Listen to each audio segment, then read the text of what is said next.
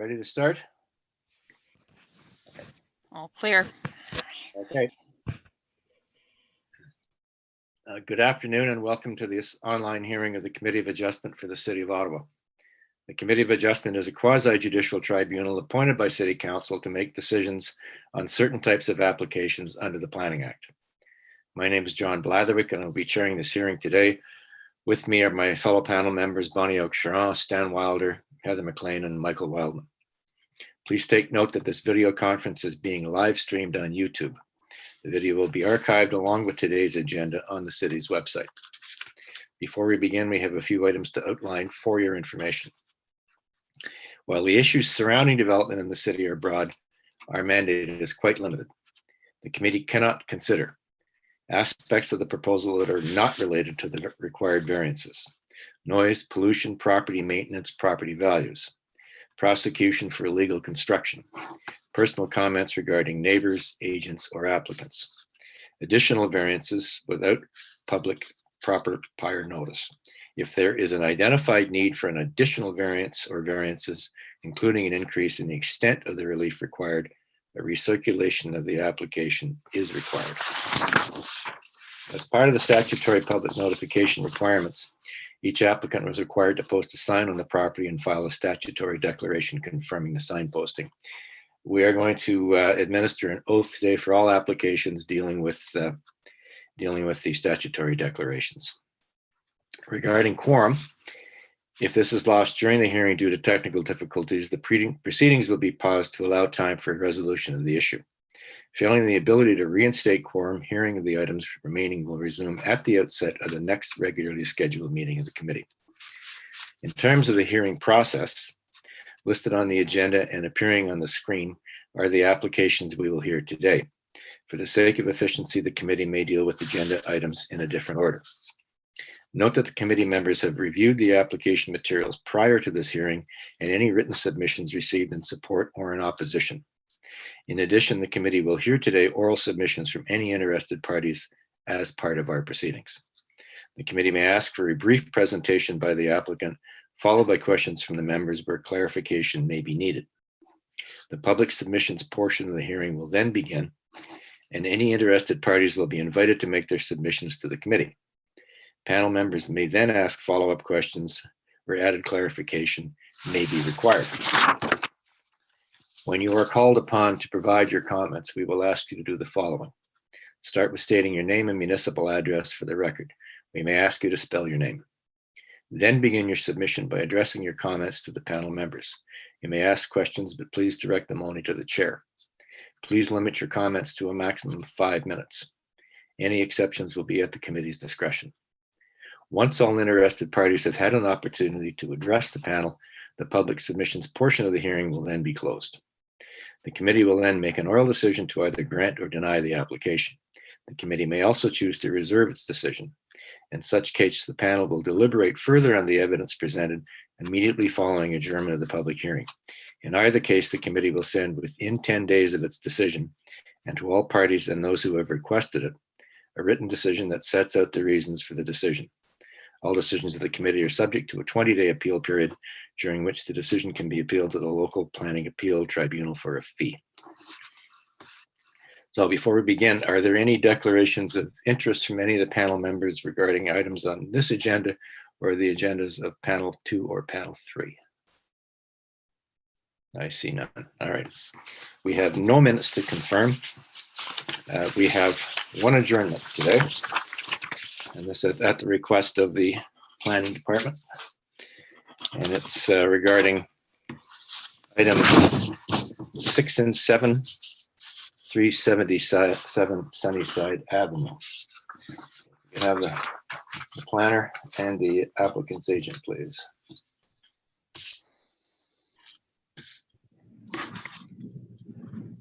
Mr. Neto, your department has requested an additional variance. The reason, please? In this case, the applicant neglected to mention the need for a rear yard setback and area variance. So we need to adjourn until that is resolved. That is our view. Yes. Okay. Mr. Chair, if we may speak to the adjournment request. Joan? Thank you, Mr. Chairman. And I fully appreciate it's the committee's standard practice to require recirculation where additional variances are required. I just would ask the committee to consider that this situation is being unique in that the variance applications have been filed in the abundance of caution when we're dealing with severances of an existing legally non-conforming structure. The additional variances are required or that we would be applying for in no way affect the existing development or the potential to expand the existing buildings. And it's certainly our opinion it'd be an unfortunate waste of everybody's time and energy and money to require recirculation. And under these unique circumstances, we would ask the committee to consider amending the applications on the floor of the committee, as was the practice years ago. Yes, that's right, Mr. Chown. That was the practice years ago. It is no longer the practice of this committee. Question. Your next door neighbor, your client's next door neighbor on Rosedale, have you been in contact with them regarding lands to be transferred as a result of these applications? Yes, we have, and I see Mr. Peters has just joined us. He's had a conversation with Mr. West, and we've had an exchange of emails with Mr. Peters. His existing building encroaches onto the subject property, and through these applications, we thought it would be appropriate to clean that situation up. So part of the application is a lot addition application to convey lands to Mr. Peters where that building encroaches on the subject property. All right. I think, Ms. McLean, you had some questions regarding lot sizes. Was there a question you had? I just wondered, Mr. Chowan, normally we would see the lot areas that are being requested to be varied on a legend on the reference plan, and I didn't see that. And I just wondered if, and when this comes back, if you could provide a certificate from the surveyor regarding those lot areas? Well, I think it's our typical practice to provide that on the R plan before it's registered. We can certainly speak to the surveyor to do that sooner than later. Thank you. And then the other was the reduced rear yard setbacks that are the new variances. I couldn't see the measurements, the distance on the draft reference plan. So I just wondered if that could be shown when these come back. I'm not sure if Mr. West can help me on that one. I'm assuming those dimensions are available somewhere. Mr. West? Yes, thank you. The dimensions that we have been re-included on a sketch for the minor variances, but if this comes back, we can certainly highlight those on the survey plan. All right. Thank you. Well, I think this will be coming back, gentlemen. We have a policy in place. This is an additional variance, and we're going to have to recirculate this. And I think it's probably best to adjourn this sine die, unless this can absolutely be accomplished before next Monday, which is when the notification for the December 9th hearing has to go up. Mr. Chair, I had no expectation that we would get on to the December 9th. I assumed the deadline for December 9th had already come and gone. You said if we could file by when? Sorry, Mr. Chairman. Sorry to interrupt.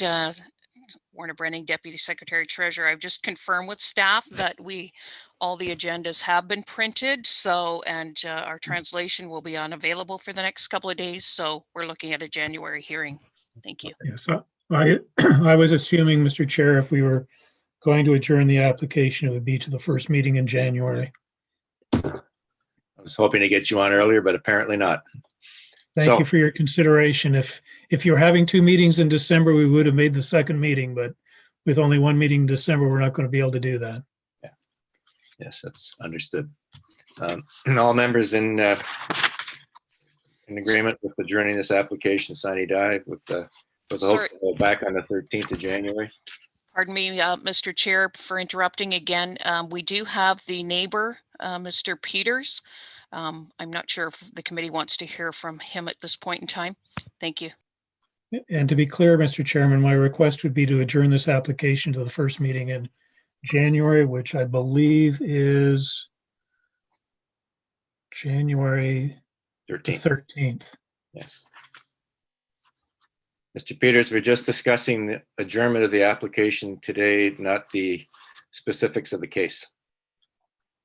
So are you all right with adjourning this until the 13th of January? That's Okay. fine with me. Yeah. Peters? All right. All right, then. Members, we are adjourning until the 13th of January on this application. All in favor? All right. Thank you, gentlemen. We'll see you on in the new year. Thank you very much. We'll see you then. Thank you.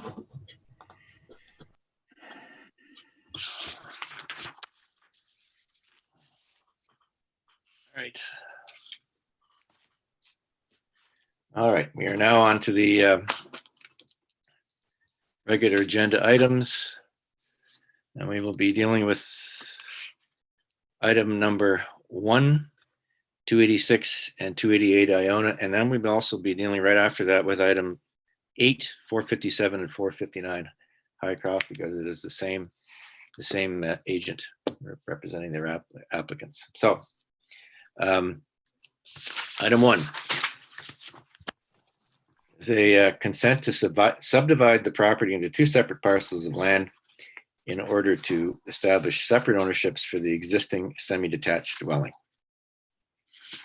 And I note from the beginning that there's a slight amendment to the information that we have. Lot areas for part 1 or part 2, pardon me, should be represented as 185.7 and not 186 square meters. And for part 1, the lot area should be represented as 180.1 square meters, or not 179.8 square meters. I say Mr. Robinson is here. You're before we begin, Mr. Robinson, I need to administer the oath. Give me a second to get it.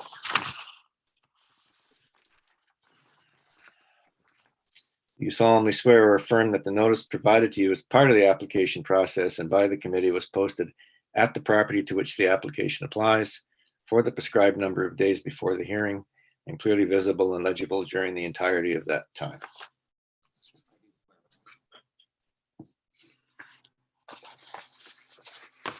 Did you confirm that, Mr. Robinson? Yes, I don't think, oh, yes, I do swear that. I Okay. think my mic was off. Okay, it's on now. Okay.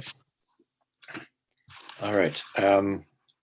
Before you make your presentation, I would just ask the planners, I think we have a question regarding setbacks. Do we have the site plan for this this application? You put that up.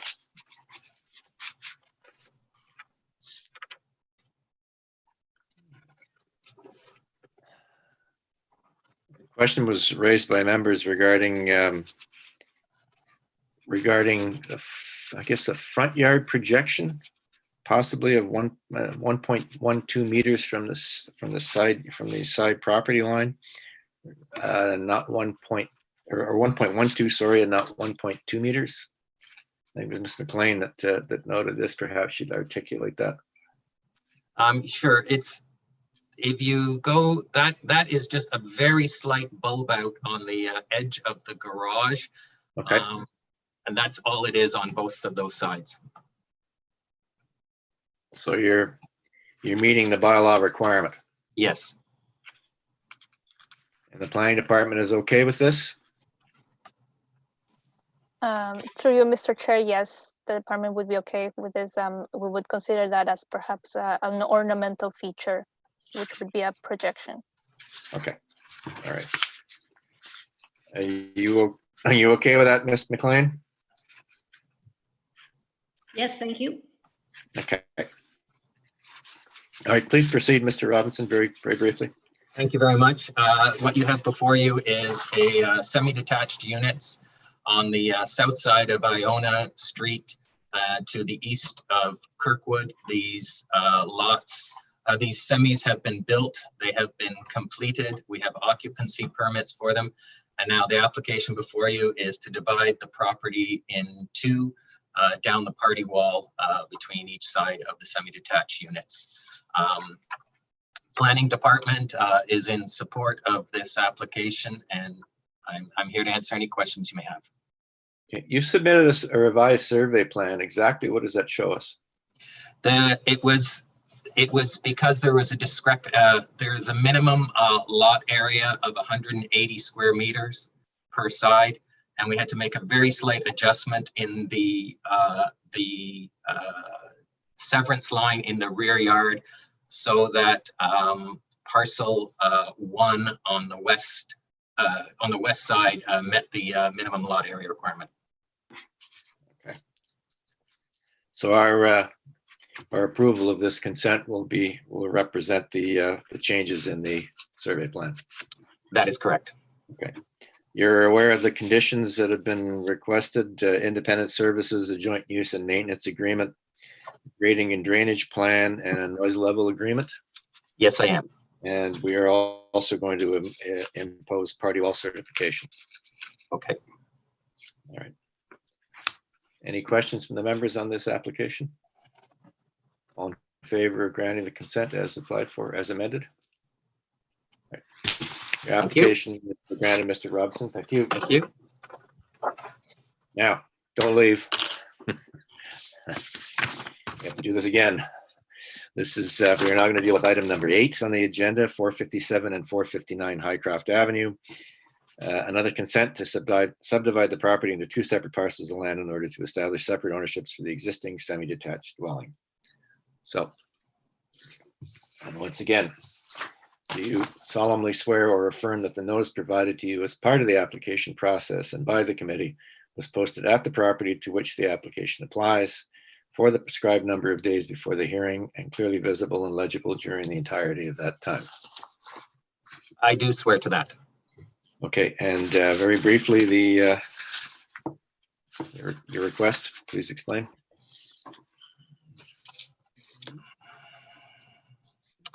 Very similar to 286 Iona, these are semis that have recently been completed on the east side of Highcroft, south of Byron. They meet the bylaw, and the intent is to sever down the middle of the property. Okay.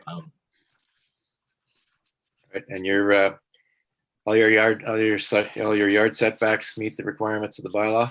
Yes, that is true. Okay. And you're aware of the conditions, independent services, joint use and maintenance agreement, grading and drainage plan, and a noise level agreement? Yes, I am.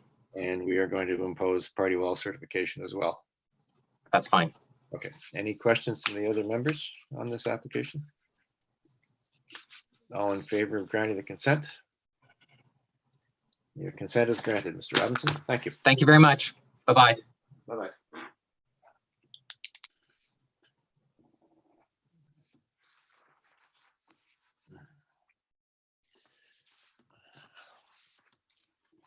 Now move to item 2 on the agenda, 12 Rupert Street. This is a minor variance to permit an increased building height. It is proposed to construct a 3rd-story addition to the existing semi-detached dwelling. And I note that there's been a slight amendment to the requested building height increase. Instead of 10.63 meters, that building height request has been reduced to 10.28 meters. I believe we have Mr. Simmons is the agent for the applicant.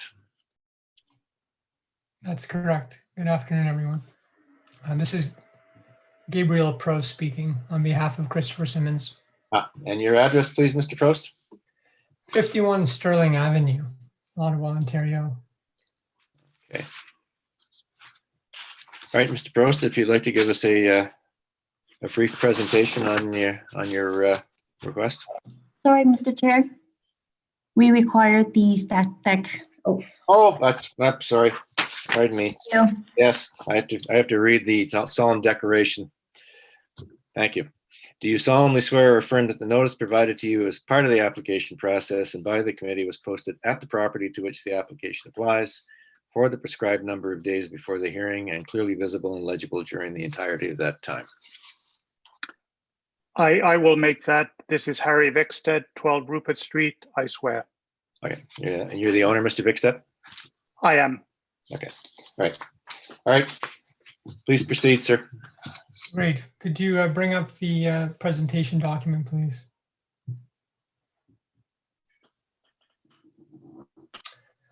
So the property in question is 12 Rupert Street, which is a semi-detached property built in 1907. And the intent is to add a third story for a master bedroom for the owner. And the bylaw requirements for this R3Q zone are for a 10-meter height limit. In our case, we have a low-pitched sloped shed roof, and we're requesting a 10.28 meter height limit. So slightly above. Next image, please.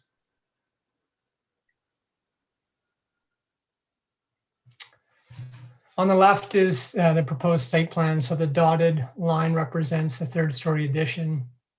And what we're proposing is that mass steps back from the street and also bevels away from the street to reduce the visual impact. And it complies with all side yard setbacks. Okay. So the image on the right, I guess, is a good one to graphically show the extent. So 8.45 is the requested height, whereas 8.17 is what's allowed. So there's a very small triangular area, a little less than 0.5 square meters that is above the height limit. Mhm.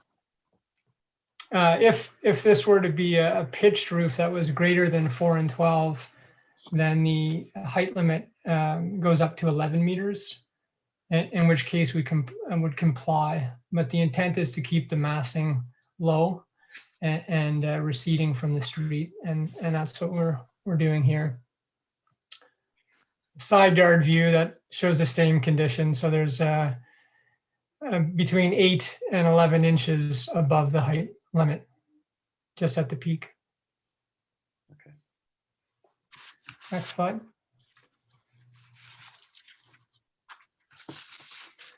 The building tapers towards the back and gets narrower. And that midway point of the slope is what dictates, because it's slightly higher than the front.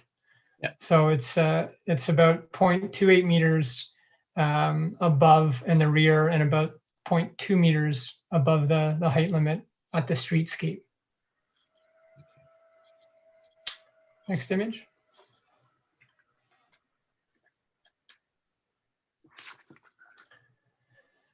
Just a few images to put it in context in terms of the adjacent neighbors. There are 3-story buildings on Rupert Street currently that have no setback stepping that are above our proposed height limit. It's a mix of unit types. Besides, there's some neighbors who've done 3rd-story additions and some 3-story buildings as well. Mhm.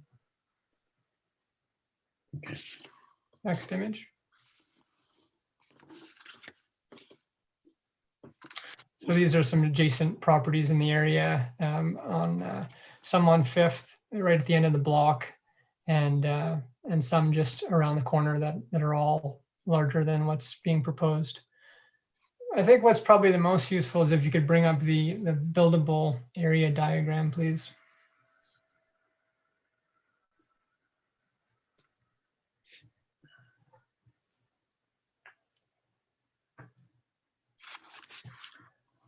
So the image on the left is what's permitted in terms of setbacks in plan. The minimum front yard setback is 1.5 meters, and the maximum is 3 meters. That's part of the exception of this zone.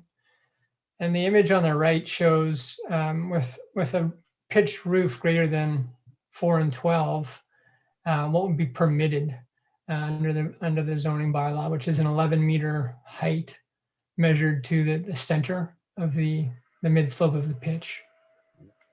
But, you know, that's about 1.8 meters higher at the peak than what we're proposing to construct. Okay. And So, yeah, go ahead, please. do the residents on the other side of this semi, I take it they're in support of this? No objections? There has been some discussions by the owner with the adjacent neighbors. We note that there's no objections from Oh, I see, yeah. any of the neighbors. Okay. You're aware that Hydro has requested you contact them regarding servicing information and clearances? Correct. Okay. All right. Are there any questions from the members to the applicant or the applicant's agent? No. All right, we're prepared to vote on this application. Slightly amended on the height from 10.63 to 10.28 meters. All in favor of the application as amended? Right. Your application is approved. Thank you, gentlemen. Good luck with your project. Thank you for your time, everyone. Thank you. Thank you.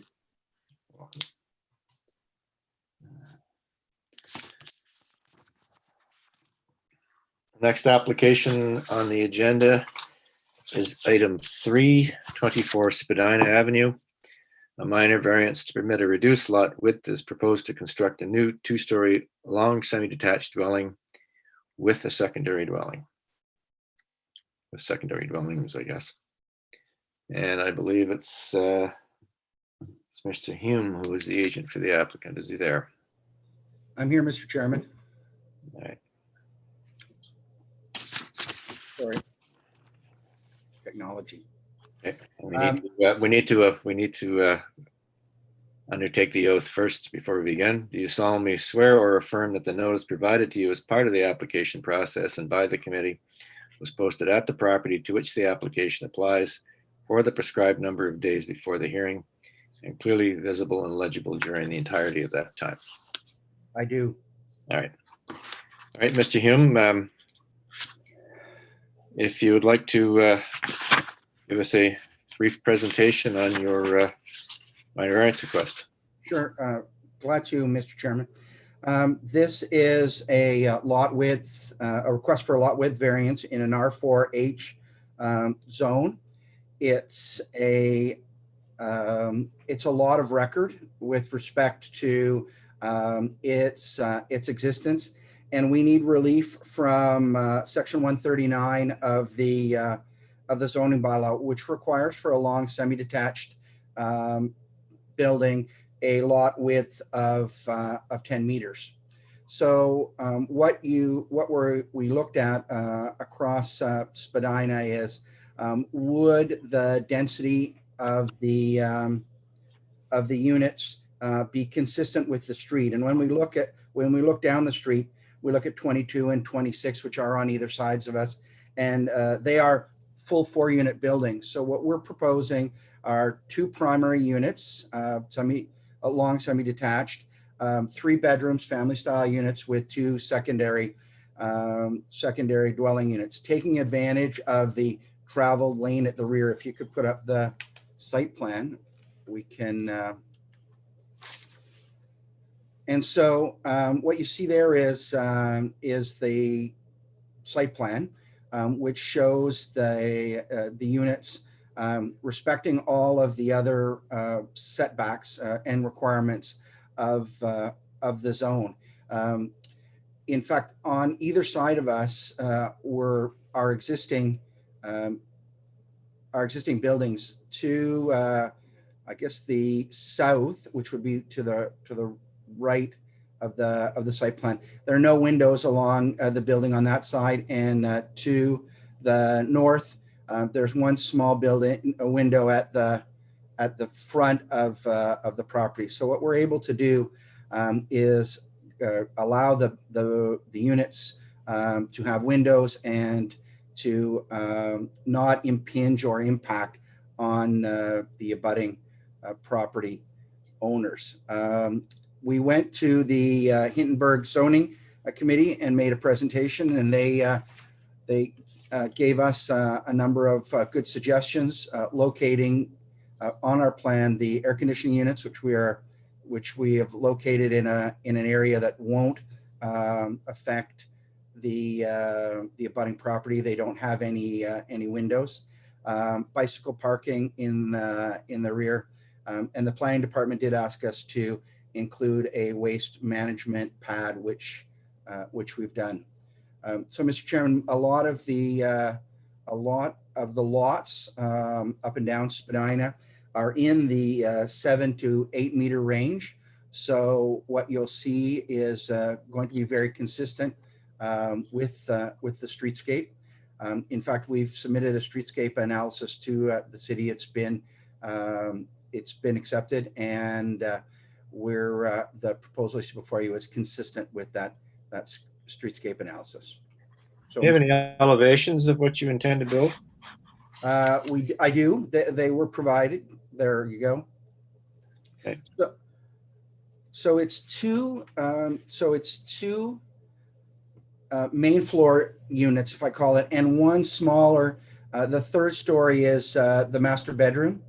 So you have your living space on the ground floor, 2 bedrooms and a bathroom on the second floor, and on the third floor is a master bedroom. And the secondary development unit is or dwelling unit is where? They're on they come up the side, the one side of the south side of the building. Mm-hmm. So, and they've got a clear path through to the back and to the front. How many square meters of amenity open space will you have for 4 dwelling units on this site? So we have 11.9 meter setback from the rear yard, and which is consistent with what is required under the zoning bylaw. Also, 2 cars parked back there, so that reduces the amount of amenity open space somewhat. We do. So about 18. I'm just reading from the site plan. About 19% of the site is soft landscaping. So that's the piece at the front and the piece at the back. When we look at what we're providing relative to the fabric of the street, a lot of what you see on either side of us, for sure, are buildings and then garages.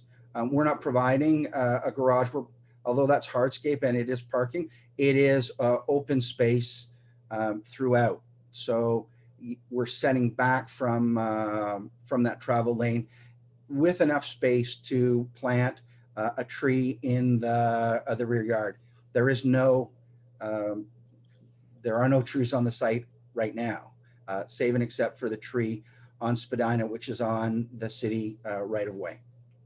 And is that tree going to be impacted by construction? No, well, it's a city tree and we're proposing to retain it. Okay. That it would be protected during construction. So there'll be a mitigation plan. Yes, there will be. Okay. Just have a question. Thank you, Mr. Hume. A question for planning staff. When the long semi was allowed to come into existence, we set minimum lot widths of 10 meters.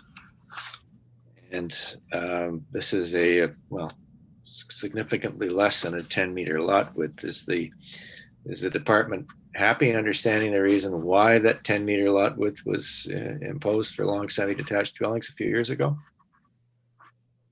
I believe it's Mr. Nadeau. Yes, it is, Mr. Chair. Sorry about I'm reluctant to speak on the rationale behind the original framing of the 10-meter minimum. My understanding that it's to accommodate buildings of the size necessary to contain semi-detached plus your secondary units. However, in this case, with respect to providing all the other setbacks in the R4 zone, this application satisfies them. So in the view of the department, the negative impacts of this proposal are minimal. Okay. Thank you, Mr. Nato.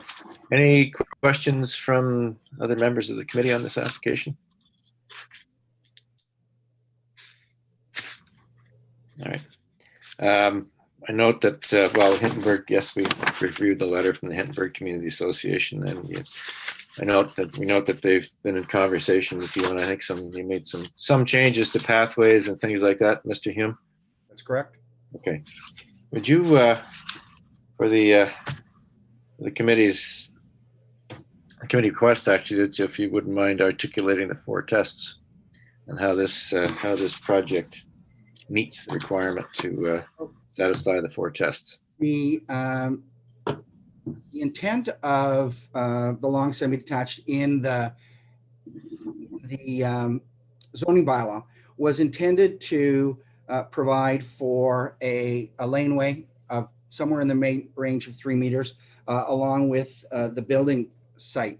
So with respect to the way this unit takes advantage of the travel lane, we can meet the intent of the zoning bylaw, which was to provide an appropriate width for the unit itself, because we're not having to provide that lane. Okay. Secondly, it's in keeping with the city's official plan in that a long semi-detached is a permitted use in the zone. When you look at the streetscape across others and buildings that in the same vicinity, it is of a similar streetscape. So you would consider the change to be minor in nature and not out of character with the abutting properties and the abutting streetscapes. Although it presents a different form of development, the density and the presentation of the street is not inconsistent with the expectation of the zoning bylaw. So I would say that would be minor, Mr. Chairman. And you consider that this is a desirable use of an appropriate use of development of the land?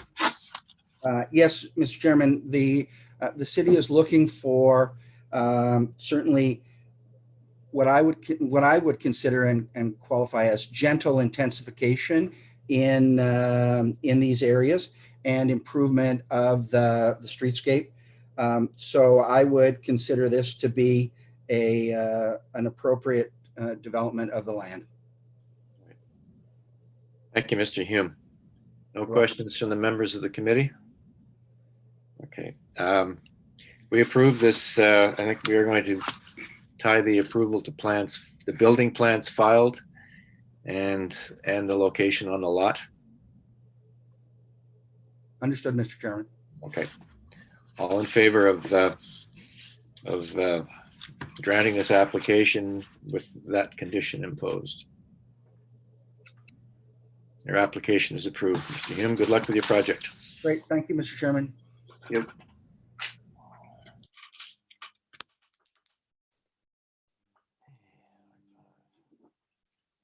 Next application, we will deal with our items 4 and 5 on the agenda. 440, 440B, 442, 442B, and 444 Roosevelt, and 407 and 407B Ravenhill Avenue. And I believe Ms. Hill is the agent for the applicant. Ms. Hill, welcome. Hi, First thank of all, we will administer the oath before I forget. Do you solemnly swear or affirm that the notice provided to you as part of the application process and by the committee was posted at the property to which the application applies for the prescribed number of days before the hearing and clearly visible and legible during the entirety of that time? Yes, I do swear. All right. All right. This is a consent to subdivide the property into two separate parcels of land proposed to demolish the existing dwelling and to construct two semi-detached dwellings on the property with secondary dwelling units in the basements of 3 of the units. Minor variances are to permit an increase in building heights, a reduced rear yard setback, rear yard area, lot areas, and a reduced interior yard. It is proposed to demolish the existing dwelling and to construct 2 3-story semi-detached dwellings on the property with secondary dwelling units in the basements of 3 of the units. So that's what's before us right now. If you'd like to begin your presentation, Ms. Hill. Thank you. Question number 1, I think the committee would like to know is why can't you meet the bylaw? Right. Well, and the answer is you can always, but at great expense to the project. And so I'm going to explain that in fact we get a better contribution to the neighborhood with the variances. So we are more in keeping with the intent of the bylaw and the intent of the official plan with the variances than we are without. And I think that's hopefully the purpose of coming here for most people. So the context map that I'm showing here shows the site in blue with the star. Can you hear me okay? Yeah. Okay. I can. To the north of the site is a property of almost identical dimension, which is a 2-story development with 8 dwelling units. We're proposing a 3-story development of 7 dwelling units.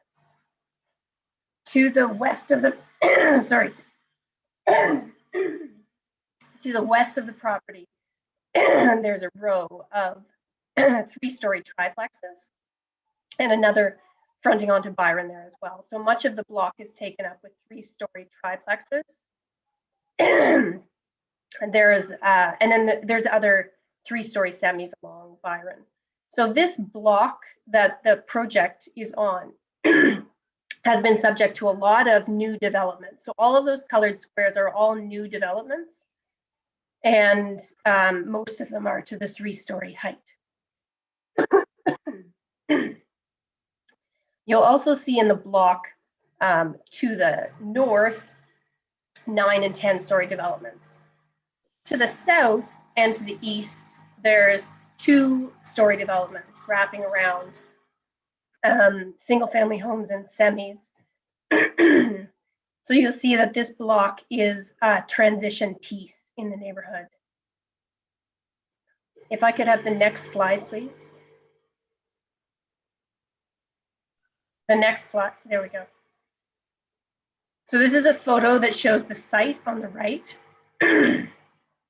On the left, you see the row of triplexes. The next slide, please. Next slide, please. This is an image taken looking south of the site. And so you're seeing the low density development, the singles and semis at 2 stories, 2.5 stories. Next slide.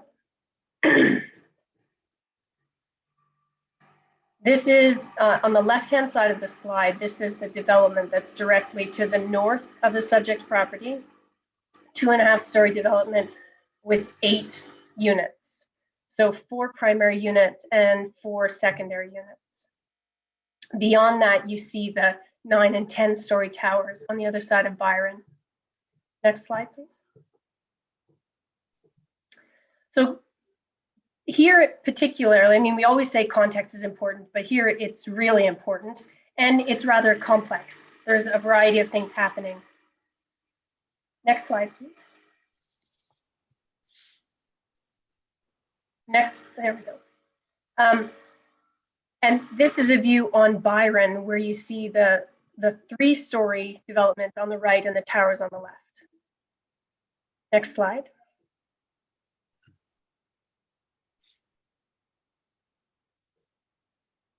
So our site plan shows Roosevelt at the top of the page and Ravenhill on the right. We're proposing to build 2 semi-detached buildings, so a total of 4 primary units. And 3 of those buildings, or 3 of those units would have a secondary dwelling underneath it for a total of 7 units. Because it's a corner lot, the unit on the corner side is rather unique in its layout and orientation in order to be designed appropriately to the corner. Whereas the unit that's to the north is a more conventional looking semi-detached dwelling. There is, each of the primary units has a driveway leading to an embedded garage. Okay. The corner unit has got one driveway coming from one side and one from the other, as well as one front door coming from one side and one from the other. Next slide, please. So this is an image taken at an angle looking at the corner unit, and then the interior unit is to the right beyond. So in order to be a sensitive transition between the 3-story development of the triplexes on the left-hand side and the 2-story development on the right-hand side wrapping around on Roosevelt, we've designed the semi that's next to the Roosevelt development with a roof line coming down to closely match that 2-story roof line. And it is only 3 stories on the back of the unit, out of sight from the street and where it is abutting other larger developments. The corner unit that you see in the foreground here is designed 3 stories, but with peaks and slopes to diminish its height, especially as it comes around the corner to meet the lower roof lines on the right-hand side of the image. Next image, please.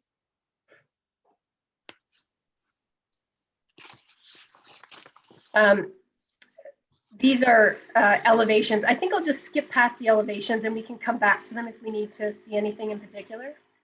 Okay. Yeah, there we go. So again, just to remember that context with the height on the left. Next slide, please. So now I'll just speak to the merits of the application. The building height issue. First of all, the property is zoned to permit 3-story development if it's a triplex and 2-story development if it's a semi. The bylaw clearly anticipates 3-story development in this location and seems to welcome 3-story developments. The building that we're proposing on that corner that looks 3 stories is 3 units. So it's very much like a triplex in that it is a 3-unit building. If we didn't anticipate in the future severing it in half, we could simply call it a triplex. But we would like to use it as a semi, which means owning it in 2 halves later. Therefore, we're asking for this variance to recognize the taller height. So it's, yeah, it seems to be meeting the bylaw, but in a different kind of way.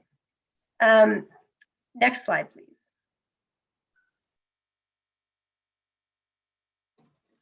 Next slide.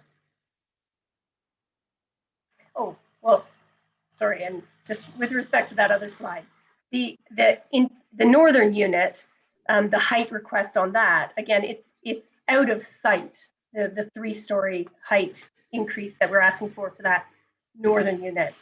And coming quite close in the back to the 3-story development of the triplexes beyond. Next slide, please.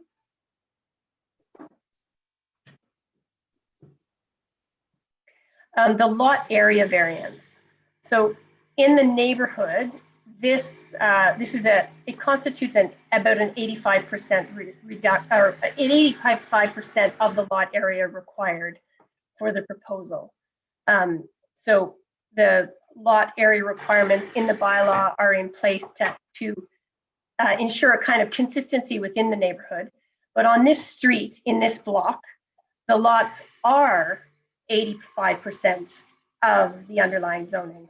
So the neighbors to the north and the neighbors across the street on Roosevelt, the existing lots are 85% of this underlying zoning. So we're doing exactly, we're matching what's happening right around us. The variance request, the wording, it varies in size from 80 to 87 or something percent.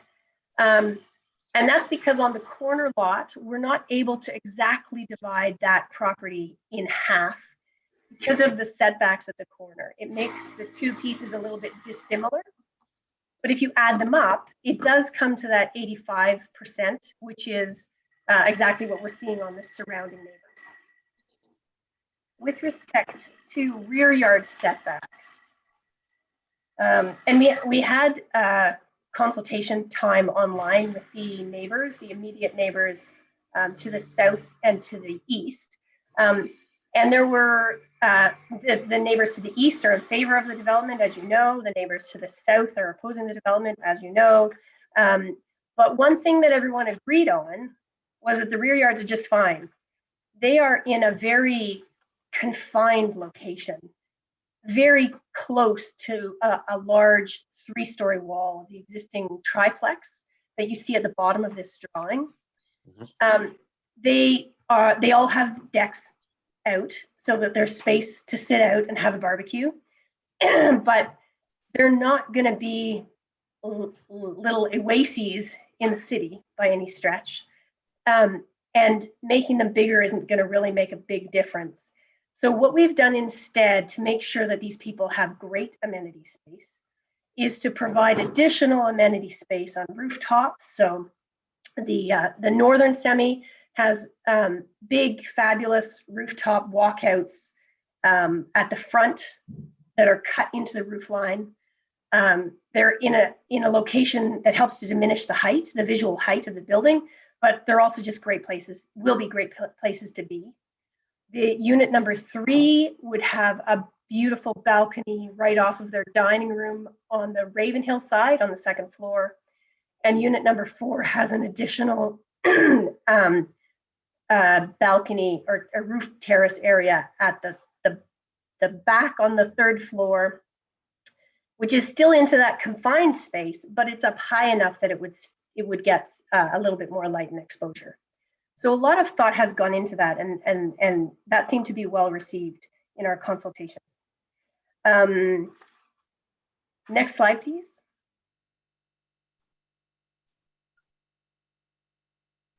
This is slightly out of date aerial photograph, but you can see the foundations being built on the property to the north of the subject property. So that the subject property is the one on the corner, but it's a good way of seeing just how confined that rear yard is by the existing built context. It also shows you that our neighbor to the north has similar rear yard variances to us, but actually much more extreme. They're actually going much closer to the rear yard than we are proposing to go. Next slide, please. This is a 3D image that we produced at the request of neighbors because they wanted to see what things would look like from this angle. So on the right-hand side of the screen, you're seeing the development that's to the north of us. And then next, you're in the middle of the image, you're seeing our proposed interior semis. And then to the left-hand side of the image, that would be the corner unit, but seen from this angle. So you can see the roof line of the existing dwelling on the right is closely in line with the roof lines moving across through our development. And our 3rd floor gable at the corner unit is set back to diminish the impact of height from this direction where you perceive it kind of from the two-story direction. So when we think about the four tests, is it minor? Well, the height certainly is minor in the in this context where we've been able to diminish the impact of height, but also in the context of a site where the corner unit, 3-unit dwelling, is permitted. 3-unit dwellings in this zone are permitted at that height. Certainly the setback at the rear is minor in the context, and the lot area is minor in that it matches the existing context. Appropriate and desirable. Well, and this kind of relates to the official plan, but the official plan is certainly calling for density in proximity to transit and in built up areas.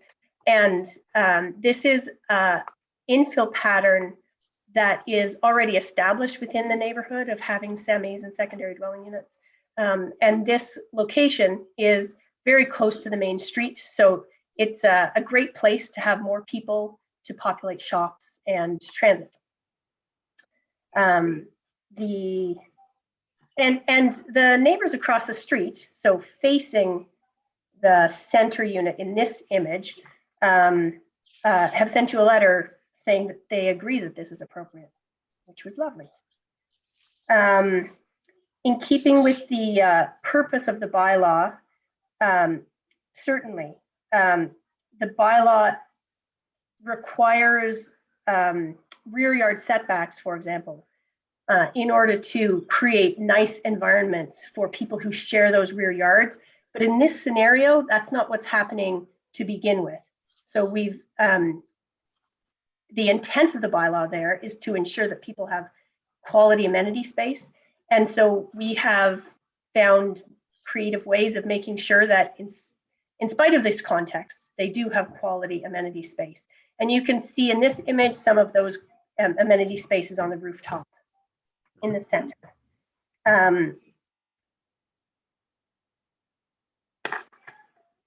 And then, no, I think I've covered all my points. It's an intensification pattern that uses some of the OP specific recommendations for compatibility. So continuing lines in order to connect form-wise with the developments that are adjacent on either side. It brings new housing into a neighborhood that is well serviced, and we think it's going to be a great addition to the neighborhood.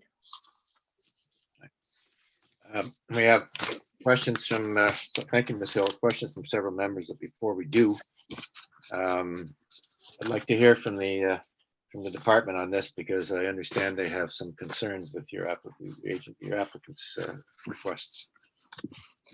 That is correct, Mr. Chair. The department has concerns with the application, mainly the height variance and the rear yard setback reductions. The department is of the opinion that the height variance doesn't respond with the context of other detached and semi-detached dwellings along Raven Hill and Roosevelt Avenue, where most of them are 2 stories in height. With regards to the rear yard setback, the department is of the opinion that, once again, other homes in the area that are semis or singles have greater amount of rear yard space. One of the reasons for the requirement of a greater rear yard area is for amenity space, but it's also to provide enough air circulation, have permeable surfaces, have the opportunity as well to provide appropriate space for vegetation, and is of the opinion that the department that the rear yard setbacks proposed do not meet that. Ms. Hill, response? I find that the department's statement about height surprising, because this is in a context where all of the surrounding lots are zoned to permit 3-story height. All of them. So to say that 3 stories isn't appropriate when they're all zoned to allow for 3 stories, it doesn't make a lot of sense to me. So we've made great effort to work with the context that's there and to make sure that we're being respectful of our 2-story immediate neighbors. And the neighbors across the street on Roosevelt in the lower development, it's a bungalow or 1.5 stories, they're okay with the height that we're proposing. They actually like the development and hope that it goes ahead as is. And on top of that, the planning department is considering upzoning this area to receive even more density, more units on these properties, not less. So I'm confused by that statement. The rear yard comment, we've worked hard to make amenity really work here. When it comes to permeable surfaces, because it's on a corner, there is a lot of permeable surface coming around within that wide yard setback. But we also did receive comments from the neighbors about street trees. And so we've revised our site plan and sent it back in to make sure that we are showing street trees. And we're happy to do so. So certainly have made an effort to make sure that we're treating landscaping appropriately. Okay, you're also aware of the comments from Ms. Johnson at 431 Roosevelt and Mr. Luddington from the Westboro Community Association. And for the record, Ms. Johnson has her comments basically, and I'm reading, proposed building height is too high, sunlight will be blocked, lack of trees, requests for additional trees on proposed site, which you have met, concerns with waste placement and stormwater management. And further, Mr. Luddington from the Westboro Community Association has said that the proposal does not comply to zoning except for semi-detached. Requested height variance is too high and should be denied. Only triplexes are allowed to be 11 meters in height, which you've explained. However, if you could respond to Ms. Johnson. Yeah, so some of Karen Johnson's statements were actually really helpful, particularly to do with the waste storage. And my client was happy to add in storage containers that met her requirements. So that's also on the revised plan. You'll see that, so that the primary units have garage space that's big enough for both a car and for all of their recycling and garbage bins.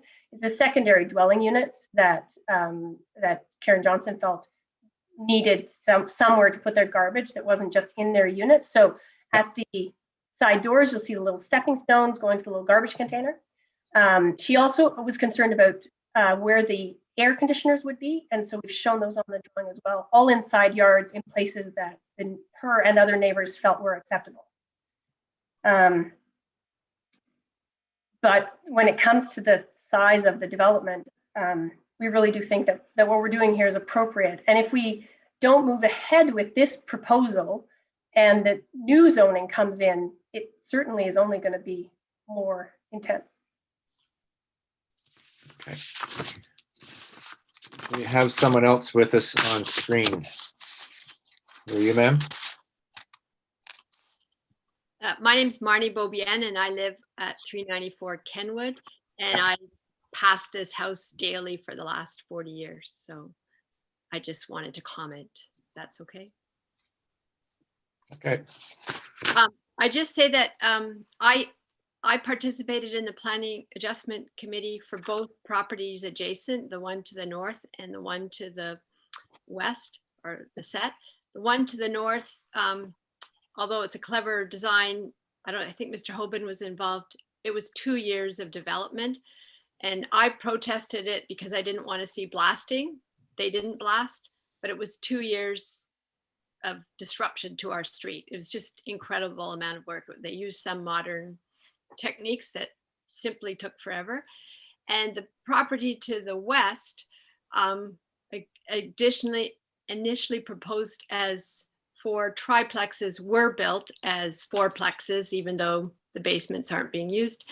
And the owner of the home that's being demolished, it was very clear there would be no air conditioners on that side, her side of the house. And of course, they did put air conditioning units all the way up that wall and windows. So on either, well, actually the north one I don't think was problematic, but certainly the ones to the west I thought were totally unthoughtful to a neighbor, and they dumped earth on her property, whatever. Anyways, all that to say, it's a corner unit that stands out in the area, and I think Ms. Hill has done an excellent job. It's the first I saw it yesterday, and it's a corner unit. It's not one monolithic block. She's paid attention to the two buildings that I don't like, but she's paid attention to fit it in. And it's interesting to look at. It's got lots of variation in it, which is my main issue with houses in Westboro, is that they're identical. So the fact that the corner unit, I grew up on a corner unit, semi-detached, that were not identical. It was like not identical twins, whatever they're called. It makes a big difference. So I wasn't really planning to promote what Miss Hill did, but I really, looking at those pictures, I think it fits in well. I'm interested that the people across the street embrace it, maybe because of the design, but you didn't show the frontage on their size. Really facing you is the smallest house in Westboro. It's a cottage.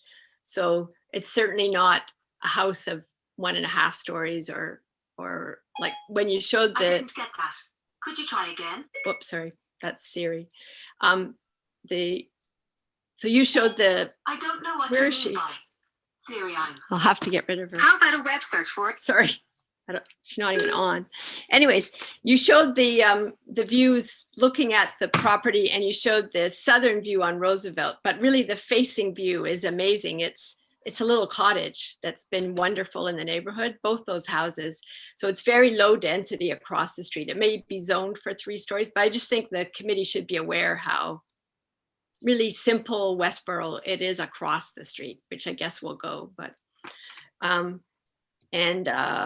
yeah, so I just appreciate the design work you put into making a corner unit something that is nice to walk by. Thank you, Ms. Beaubien. We have questions from Mr. Wilder and Mr. Wildman. Mr. Wilder, please. Thank you. Thank you. Ms. Hill, actually, there were some comments that what it's going to look like along Churchill Avenue is going to look like a row of townhouses. I must admit, looking at it, looking at the transition to further south on Roosevelt Avenue, could you not have put, I don't know. I mean, I guess I'm concerned about the roof line. I don't see a need for that height, notwithstanding what exists further down on Roosevelt Avenue, to be honest with you. I understand this is economics. I understand your client paid a small fortune for this property to pack as many units as he can onto this site. For 7 units on here. If you took off, there was a comment, if you took off 1 floor, if it went in fact 2.5 stories, how much square footage would you actually lose?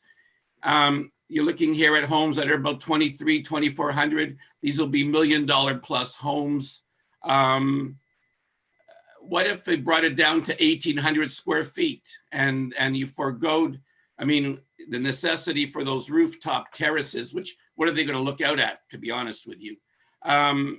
So you're trying to compensate for ground floor open space, ground floor amenity area, and you're shoving it up on the rooftop here. If we brought it down and the square footage were smaller in units, I mean, 1,800 square foot would make it still a very reasonably priced unit. I mean, at least for the area, it would bring it down a bit to make it a bit more affordable than the 2,300 square foot units. I think you're talking, when you refer to that rooftop, you're talking about the northern 2 units. So those units with the garage in the front and the living space is behind them, opening onto the backyard. So is that not what you're talking about? Yeah. Yeah. Okay. Well, why can't you stick with the height limits is basically the question, Ms. Hill. Why do you have to yeah, that's what I'm basically saying is why the need for the variances for height increases? Yes, so he can't make the numbers work that way. So well, it's unfortunate. It comes down to financial implications, correct? Yeah, it does. It does. So the other option is to just hang on to the land a bit longer and then see what zoning opportunities arise in the future. As you're aware, Ms. Hill, we're dealing with the Planning Act and not the economics of land development at this committee. Right. Wilder? But I think that my arguments for the height are still solid. It is zoned for 3 stories. As long as you're building a triplex. A triplex. Yeah. right? But then the unit is on the corner that looks 3 stories is 3 units. So it gets a bit splitting hairs. It's 3 units that actually meets the definition of a triplex in the way that those 3 units are oriented. We'd like to define it as a semi, simply to divide up the ownership of that otherwise triplex into 2 ownerships. But if we didn't divide up the ownership, it is a triplex. So definition of a triplex is 3 units that are divided not just vertically, but with some horizontal divisions as well. Thank you. Mr. Wildman? Thank you, Mr. Chair. I have, I guess, 2 questions, one for Ms. Hill and one for staff. I guess because Ms. Hill is there, I'll ask her first. Excuse me. There's a comment from Hydro Ottawa about a proposed minimum 1.5 meter separation from a secondary conductor. Do you have that in your design? We do not have that in our design. That was a bit of a surprise. So it doesn't need to affect this approvals process, but it does mean that our northern unit will need to get smaller. So those 2 units will get skinnier. And so the square footage of 2 of the units will be reduced. Can you tell me a little bit more about what that looks like then? How that's going to happen? Oh, they'll each unit will get 1 foot skinnier, moving, so the building will move 2 feet away from the northern neighbor, the Barry Hoban development to the north. And then at that point, you'll be compliant, do you believe? That's right. That's right.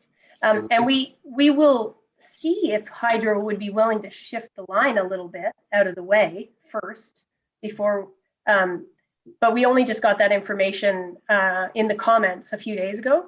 But we are confident that if we make both units a foot narrower, that's sort of the worst case scenario.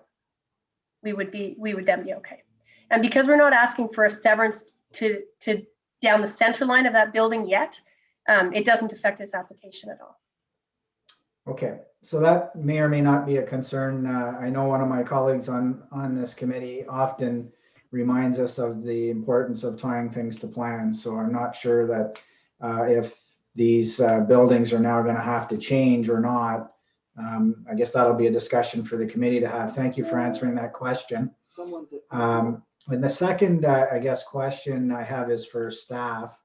And what I'm wondering is, how do you respond to, well, I've got a couple of questions, but how do you respond to Ms. Hill's comment about the triplex? Through you, Mr. Chair,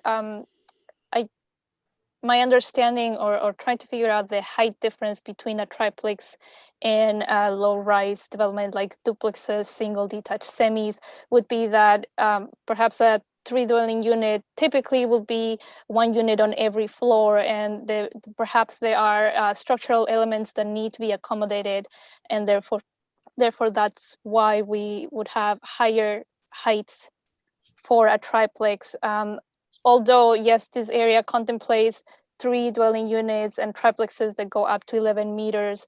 And staff is aware of what Mrs. Hill has mentioned about a study that could increase the height. The department is assessing this application at this time and based on the policies that exist today.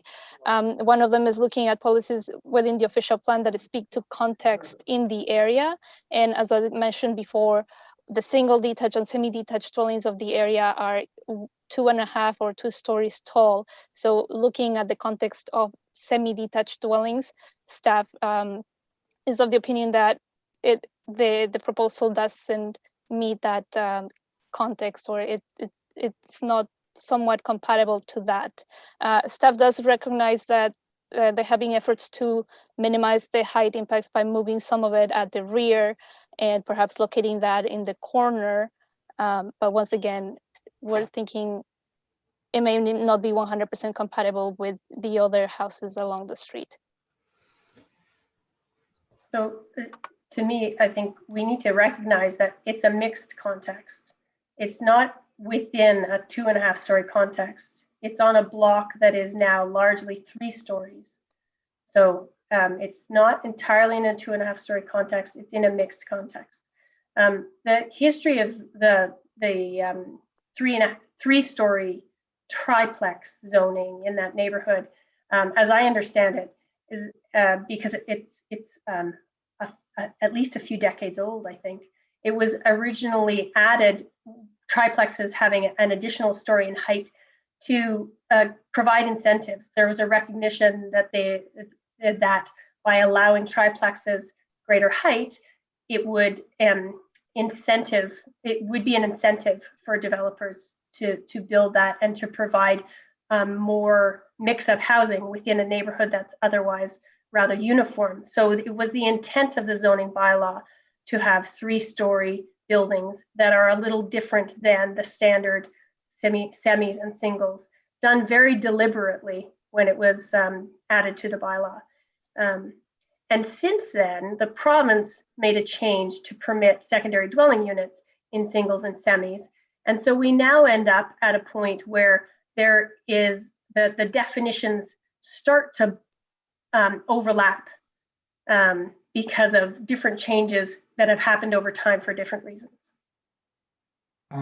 Thank you, Ms. Hill. Just to wrap up, the staff position that was articulated earlier, you walked us through what your concerns were. Can you point me to which of the 4 tests concern you the most?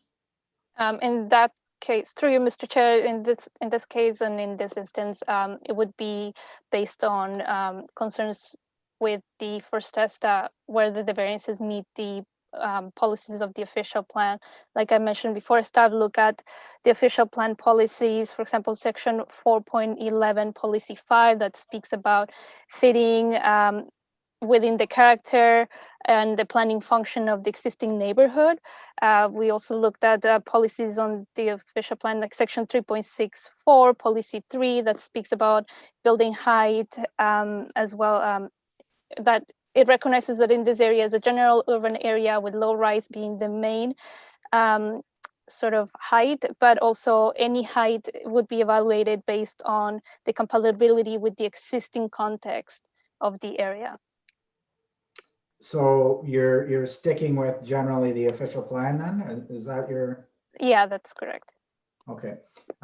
Those are my questions, Mr. Chair, although I am wondering about tying to plans now based on earlier comments, but I'll leave it for the committee to reach that discussion later. Thank you very much, Ms.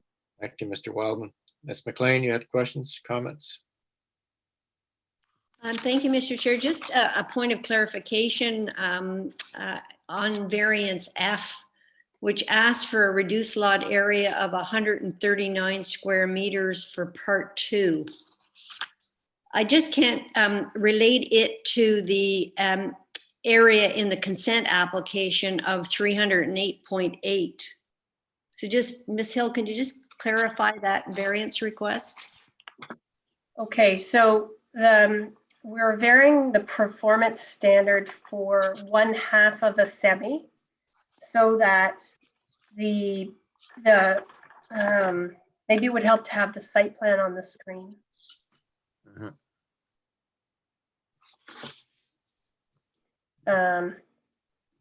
So over the entire area of the corner, the proposed corner lot. Okay, so the line that we're proposing to draw essentially with our 2 severance applications is the line that runs vertically on the page, dividing property for each of the 2 buildings. So Mrs. McLean is speaking to the property on the right-hand side, so the corner property. The corner property developed as a semi at a future date would be severed into 2 ownerships, Unit 3 and Unit 4.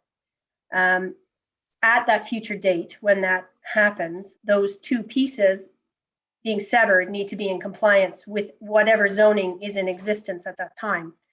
So right now, we'd like to put into effect zoning that works for that future eventuality. So the two lot areas involved are the lot area for the future unit 3 and the lot area for the future unit 4. The worst case scenario of those two needs to be the performance standard that blankets that property so that in the future, everything is compliant. So do I understand that the 139 square meters applies to unit 4 and as well as unit 3? Yeah, so it would apply across the whole parcel. It is the numerical value that matches unit 4, and unit 3 will exceed it. So if we set that as the performance standard, then both properties meet that standard. Both future properties meet that standard. I'm not sure that I would agree with the way this variance applies. I would, if it applies to potentially the land for unit 4, if and when it's severed, and I would point out at that point there, it seems to be an irregular proposed severance line, so I'm not sure if that's viable. But a lot area, what you're saying is the lowest lot area for unit 3 and 4 is going to be 139. Yes. The committee staff raised concern about this variance as well. So we actually had the legal team at the city review the wording. We did fine tune it a little bit, but they were confident that this is an appropriate legal process and that we're requesting the right thing. But if I add up 139 and 139, or 139 times 2, I come to 278 roughly, and yet on the consent, you're telling me that the lot area is 308. That's what right. am I missing here? I'm missing, I just can't understand. Yeah. It's because the property that unit 3 is on is actually quite a bit bigger. But because lot area is a minimum bylaw requirement, if the minimum requirement is less, if lot 3 meets or exceeds the minimum requirement, then it will be in compliance. So lot 4 will meet that minimum requirement, lot 3 will exceed that minimum requirement, and both will be in compliance. Okay, thank you, but I don't think I necessarily agree. I would think that you would need a variance for each of the bylaw. The bylaw requires 180 square meters for each half, and I would think that it would be more appropriate to vary each of the potentially severed semis to whatever lot area they are. But I'll just leave it at that. But thank you for the explanation. Okay. Thank you, Ms. McLean. That is the exact discussion, though, that happened with the legal department, just to be clear. Thank you, Ms. Hill. Ms. Oak, Cheryl? Thank you, Mr. Chair. While we have the plan up, I was wondering if Ms. Hill could walk us through where exactly the green space is. I know that you spoke to it a little bit before, but maybe just walk us around the site, in particular in between the buildings and kind of in the rear yard. Okay. Concerns is the amount of lot coverage, and because I have a black and white document, I just want to make sure I understand where the vegetation is. Yeah. So in the back, a lot of it is deck because they're very small backyards.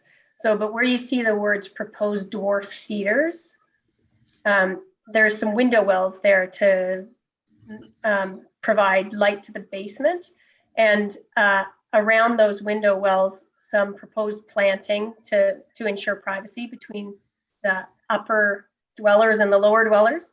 And then that area can be landscaped in the middle. But the bulk of the landscaping is around the outside, the street sides of the drawing. So typical of corner units, you get a lot of lawn around the street edges. So you can see on the Ravenhill side, there is, it's not dimension, but it's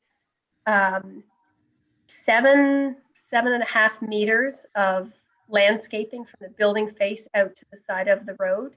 On the Roosevelt side, there's 4 meters of landscaping out to the sidewalk, and then beyond the sidewalk, there's a boulevard again with lawn and trees.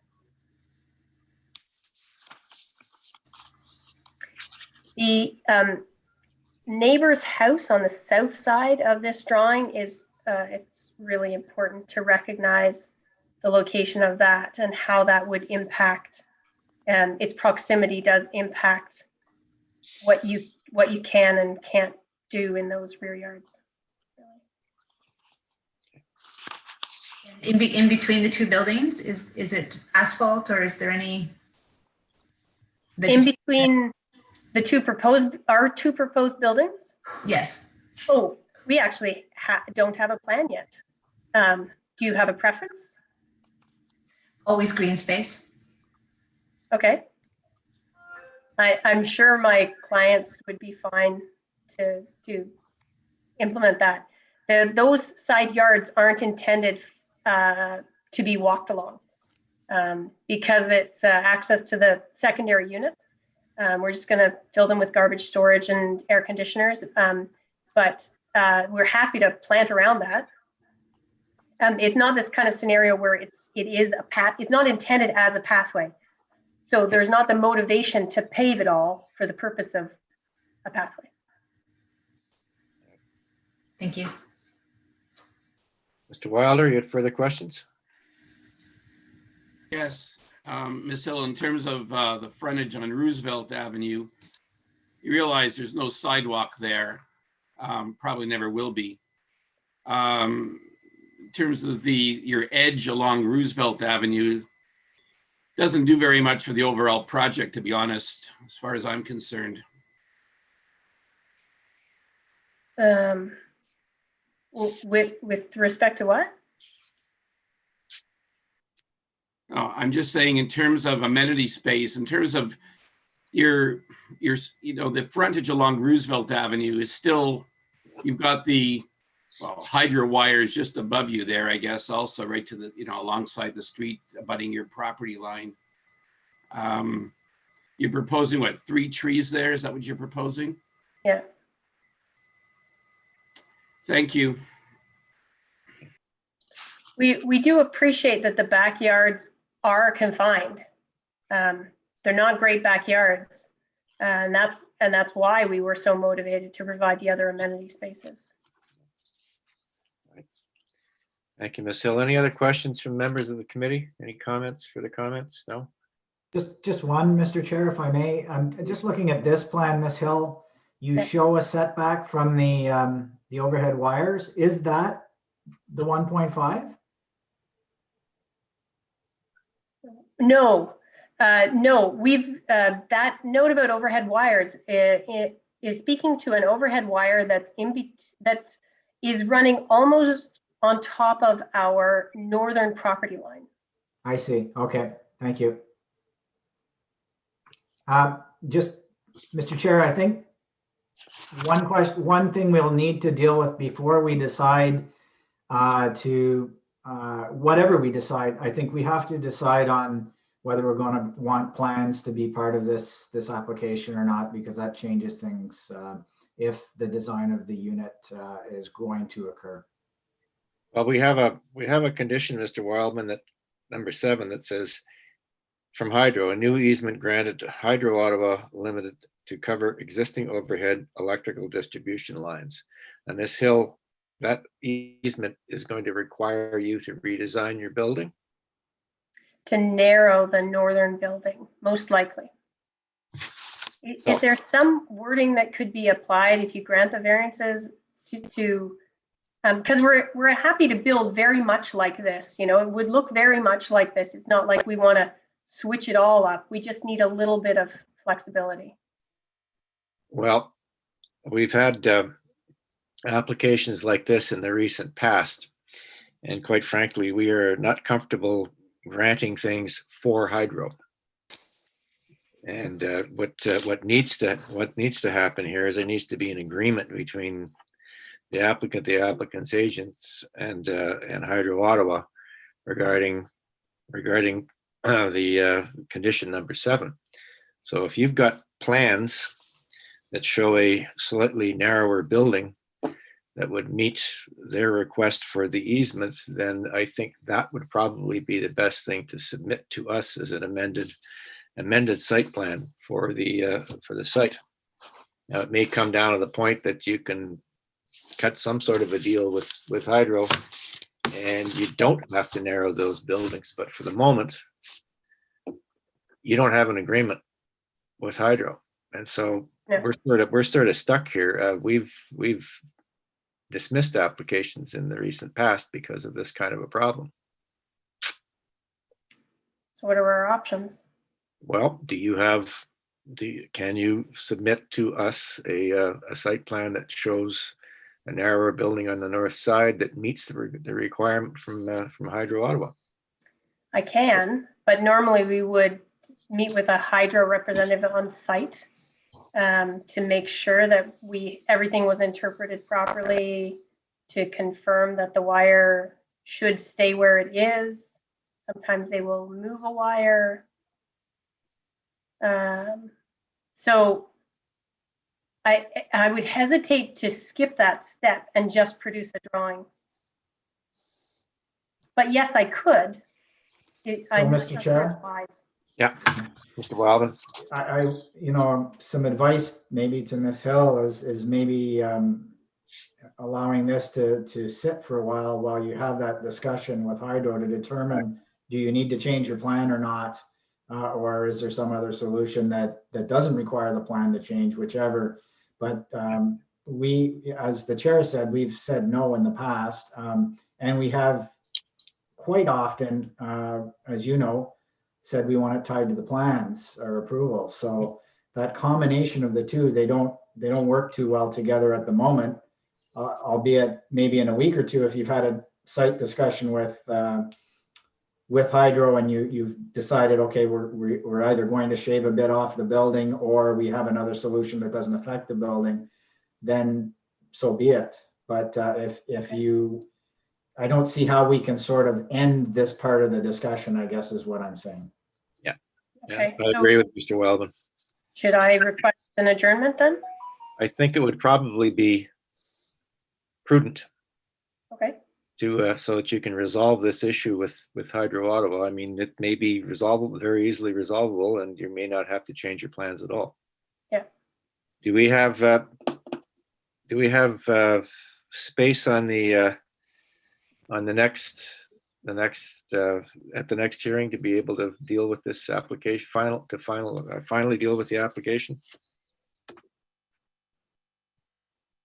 Yes, Mr. Chairman, we do. Okay, so if we adjourn this now until December 9th, is Correct. that gives you, I think that gives you sufficient time, Ms. Hill, to get this issue resolved? Yeah, thank you. Because I think you probably, in an abundance of caution, it makes sense to resolve this issue first before we make a final decision on your application. Okay, thank you. Okay. All right, we'll adjourn this until the 9th of December then. Thanks, everyone. Okay.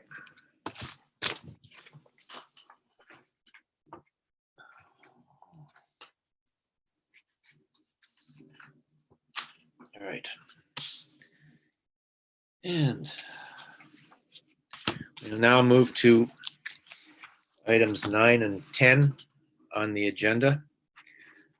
586, bracket 588, 590, 592 Churchill Avenue. The revised application. The consent to subdivide the property into 2 separate parcels of land in order to create 2 lots.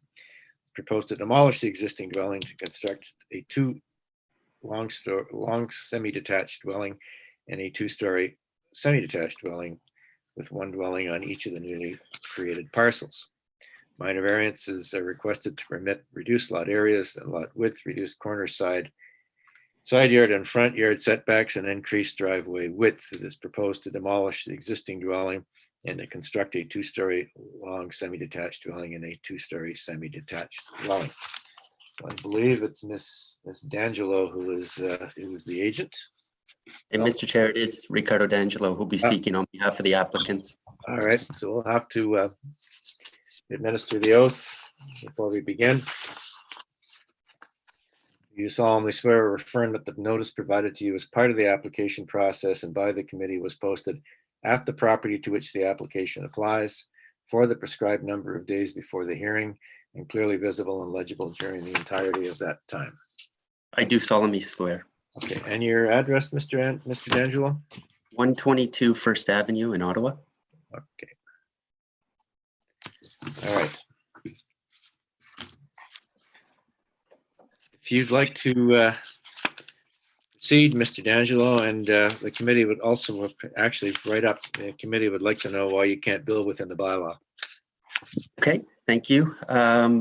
So we've detailed in our extensive cover letter why we feel the minor variances requested are minor in nature and meet the 4-part test. We certainly will not go over all those points, but we do want to touch upon a few of them. We do have a small presentation to provide some additional context with respect to the driveway minor variance requested. And we have a positive update with respect to the 2 distinctive trees on the property. Okay, but I asked you a question. Why can't you build within the bylaw? The zoning does, this is a permitted use within the zoning. And in order to do a development of this sort, there are some required minor variances in order to meet the, the various interests. We are a family of 4 applicants. Myself, my brother, my sister, and my parents who are elderly, one who's disabled. And in order to do appropriately sized units for 2 of them, which will be owner occupied, and for 2 rental, and to sort of look at all of the factors, we needed some small minor variances in order to move forward. All right, please continue with your presentation, Mr. D'Angelo.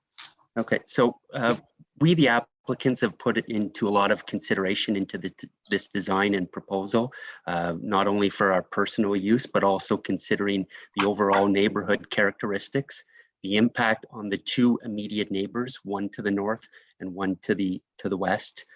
We worked very closely with city planning. They are supportive of the proposal. We've incorporated their comments and feedback, and we've looked at the overall mandate of the city for urban intensification and specifically for Churchill as a major thoroughfare. We've remained with a 2-story height. We have the minor variances we are requesting with respect to lot frontage and side yard setback on the corner enabled us to not request variances to the north, to our north neighbor in terms of side yard setback, and allowed us to preserve the rear yard and the existing parking and so forth. We have designed it in a way to leverage the amenities of Churchill. There is a bus stop, there is biking, there's pedestrian traffic. The services come off Churchill. Whereas with traditional semis and long semis, you typically see a laneway that comes into the middle of the units, the parking in the back. We have maintained the existing back parking, and in so doing, we've increased the amount of overall green space. We've enabled the ability for each of these units to be self-sustaining with respect to garbage and so forth, and air conditioners on the inside of the units. And we've also looked at the Westboro infill study and the proposed future of Churchill, which is really asking for an upzoning of Churchill as a major thoroughfare to allow for 4-story development and 6-story on corner units. We've also worked very closely with the forestry on the 2 distinctive trees, and we'll have a positive update. They are now supportive of our application. We also looked at sort of, infill development and the established infill pattern, as well as precedent both on Churchill and in the neighborhood. There have been approved semi and long semi developments. In fact, the immediate neighbor to the north had a long semi proposal that was approved by the Committee of Adjustments in 2019. We also looked at the Churchill corridor between Carling Avenue to Byron, so it's just about a kilometer, and over 50% of the homes are either semi-detached, row units, multi-units, and so forth. So it certainly shows, the development shows precedent for the fabric and the future fabric of this area. We do have a small presentation here with respect to the driveway. Actually, if Madam Coordinator, if you can just move back in terms of our rationale for the minor variance with respect to driveway width. So we don't believe there's any new negative visual impact. The existing laneway is a double driveway on Avondale frontage. This proposed variance also is consistent with the overall Avondale streetscape. If you go to the west to the immediate 5 next neighbors over a 3-block radius, every single home has a double driveway. We have photos we'll show you to support that. I also want to point out that this is really a technical interpretation of the zoning on corner lots. You utilize the shorter frontage for purposes of zoning compliance, and the rationale being you don't want a driveway being a dominating feature. So on a 10-meter frontage, you're allowed up to 3 meters. That's essentially 30% of the frontage. Well, by moving the parking to the Avondale frontage, which is over 30 meters, the extension of 3 meters to 5.6 is under 15%. So I want to point out that the result is not a dominating feature, which is the intent of that zoning provision. So just quickly, if we scroll through the next 5 slides, these are the photos just to give some context to the panel members. The next photo, that's the existing laneway. I apologize for the leaves, but it shows a double driveway. This is the immediate neighbor to the west, 349 Avondale, double driveway. If we go to the next slide, the next neighbor, 363, double driveway. The next neighbor after 365, double driveway. And the next neighbor after, which is 370, 369, and then 371 double driveways. So it's consistent with the streetscape and the pattern. And then just to the last slide, to the next slide, please. Just some additional rationale for the panel's consideration. City planning is fully supportive in their report letter filed Friday of this minor variance. We certainly, by having the parking and access from Avondale, we've increased the overall green space by preserving and avoiding a laneway through the center of the development. So there's not a material impact change on green space by going from 3 meters to 5.6. I think it's important to talk about functionality of a double laneway. This is 4 units. There are 2 parking spots on 3 meters with depressed curbs. That'll make turning in difficult and so forth. And then lastly, just to bring the personal element, unit 3, which is the rear Avondale unit, is the one proposed for my parents to live. My father is disabled. He does move around in a wheelchair, and by accessing the wider laneway, it will help accommodate his needs with respect to pick up and drop off with paratranspo when we pick them up and so forth, and slippage. They currently reside in Westboro on Byron with a single laneway. My brother Dave, one of the applicants, he's on here. He could talk about his experience and the difficulties and challenges of trying to load a disabled person on a very narrow laneway. It will also allow the ability to, during that process, of not hindering the access to parking lot 1, because it does take time to load them up and unload them. So for those reasons, we feel the requested variance on the driveway is minor in nature and meets the 4 parts. And then lastly, I do want to provide an update on the distinctive trees, because since receiving the comments from the forestry on Friday, where they reverted from their original view that they did not have any comments, they did have some concern, but we have been able to address that in a satisfactory manner. So program coordinator, committee coordinator, if you don't mind going to the next slide. I just want to show this is an updated site plan. I don't know if the panel members were able to receive copies of it in advance, but what we have done is we have altered the location of the porch and patio for unit 3 from the Avondale frontage to the rear facing.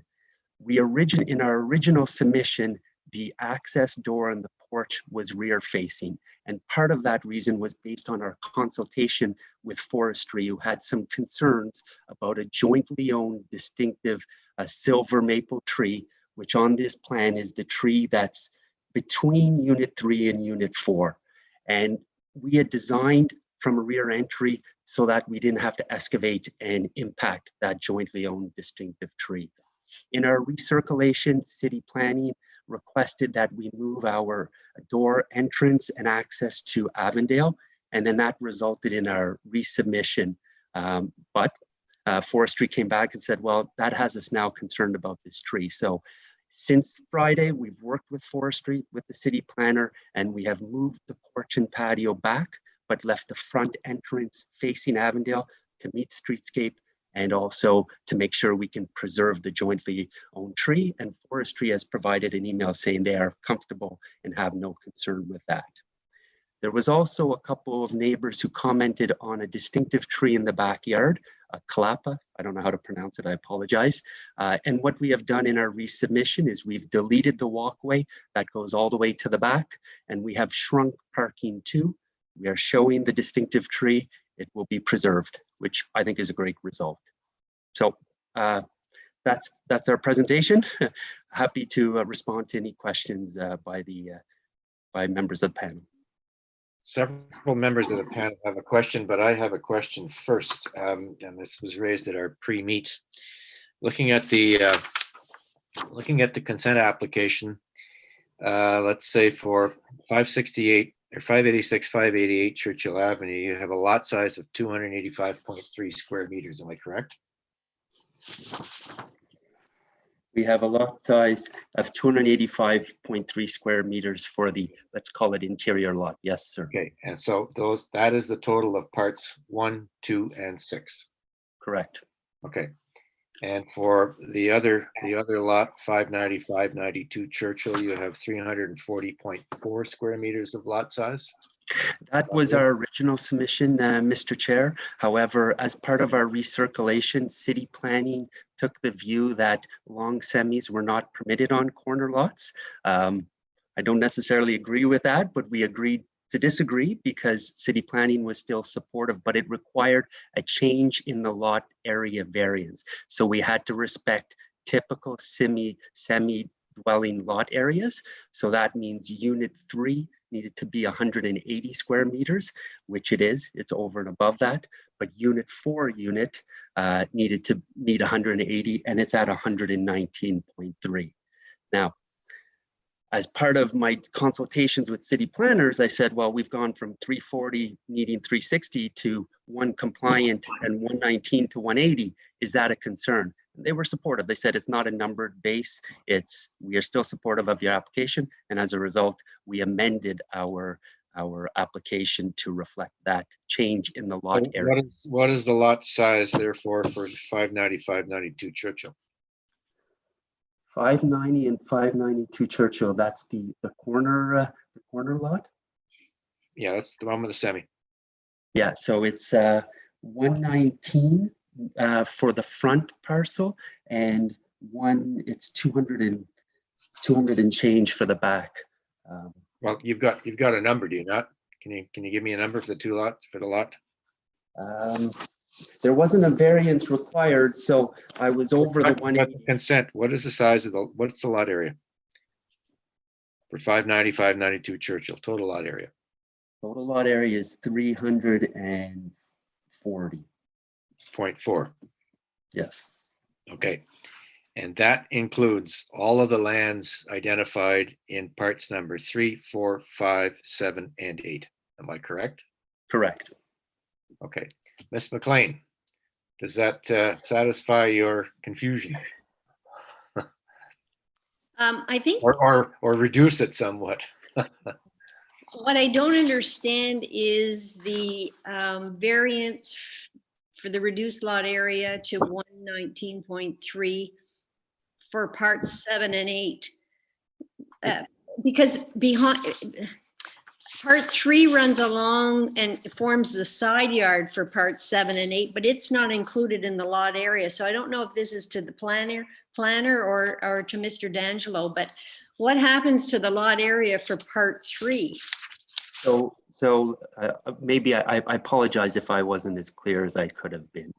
As part of the recirculation, we were told by city planning that we need to treat the corner lots, so parts 3, 4, 5, 7, and 8, as a typical semi as opposed to a long semi.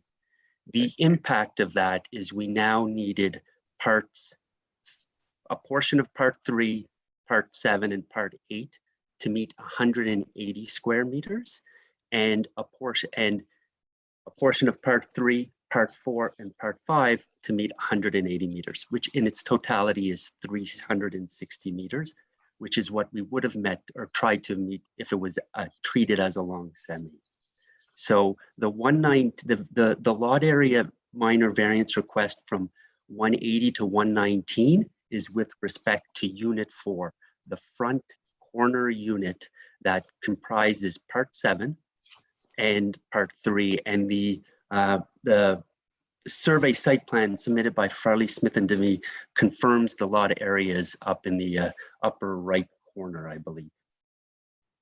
So the notice for the variance for 119.3 square meters says for part 7 and 8. Should that read and part of part 3? Well, or not? It's not, because there's part 3 is it will come into play if we look to sever the semi, but at this point we're not. We've structured this from a part perspective to enable potentially in the future a severance of part 1, 2, and 6 from part 3, 4, 5, and 7. The issue is services come in from Churchill. There's no service access on Avondale. So severing part 3, 4, 5, and 7 is very problematic. And it's not even in our plans. What lot area for part 3? The lot area for part 3 belongs to which unit? It belongs to part 3 lot area belongs to both part 4, 5, and 7 and 8. So the corner lots. So when we're asked to vary a lot area for 7 and 8, it doesn't include the part 3 lot area. Planning, can you help me out on this one? Is it Soleil or is it Jeff? So I'll just interject, I apologize. So the 119.3 just accounts for part 7 and part 8. We did not include the portion of part 3 that is north of part 7 into our calculation out of an abundance of caution. So we went with a lower total area number. Sorry for interjecting. No, that's okay. I'm just trying to understand part 7 and part 8 are at the corner. Is that correct? That's right. Yeah. Yeah. So as Mr. D'Angelo had mentioned, units, semis on corner lots are considered regular semis and not long semis because each semi can have frontage on different side of the street. Therefore, when someone proposes a semi on a corner lot, we look at the provisions under section 139/2021 to determine the setbacks, and each portion has to meet the rear the lot area of a regular semi. I believe that perhaps part 8 and part 9 are sort of just the corner, not counting part number 3, because in the future, if there was a severance because services are going on part 3, that would be part of the unit at the back, which is unit 3. And when adding all of those sort of parts and calculations, then part 7 and part 8 are undersized for the required lot area.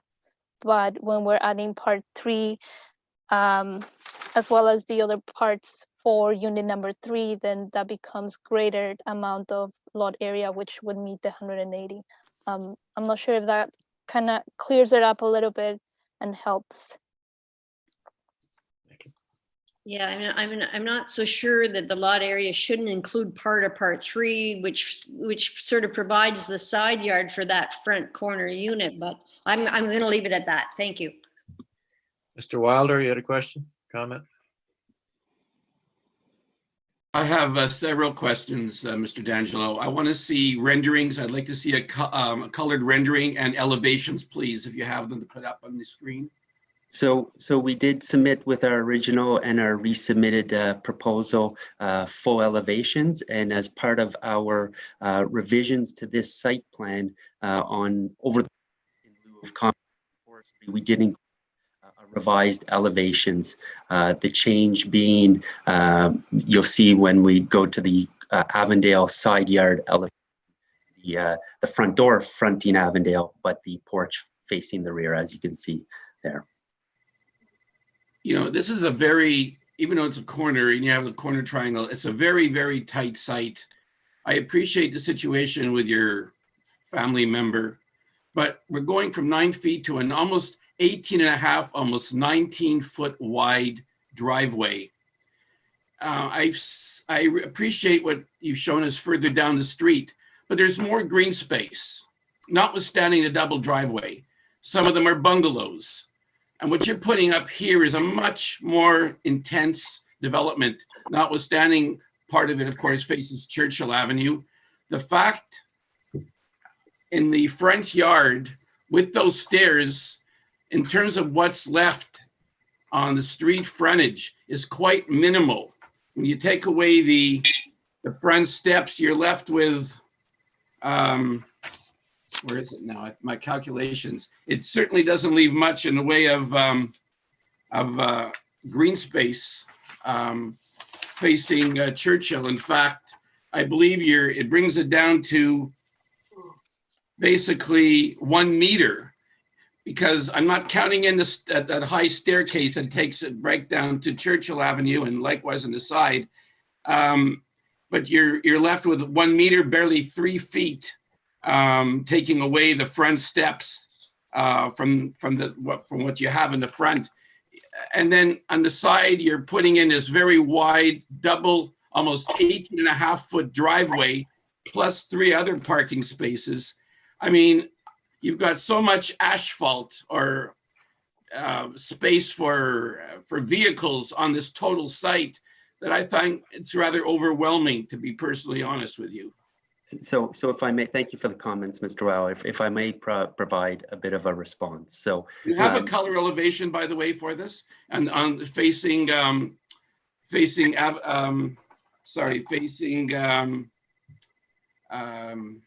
don't have a color elevation. I apologize for that. And these elevations. I just need to see what this is going to, the impact this is going to have on the corner.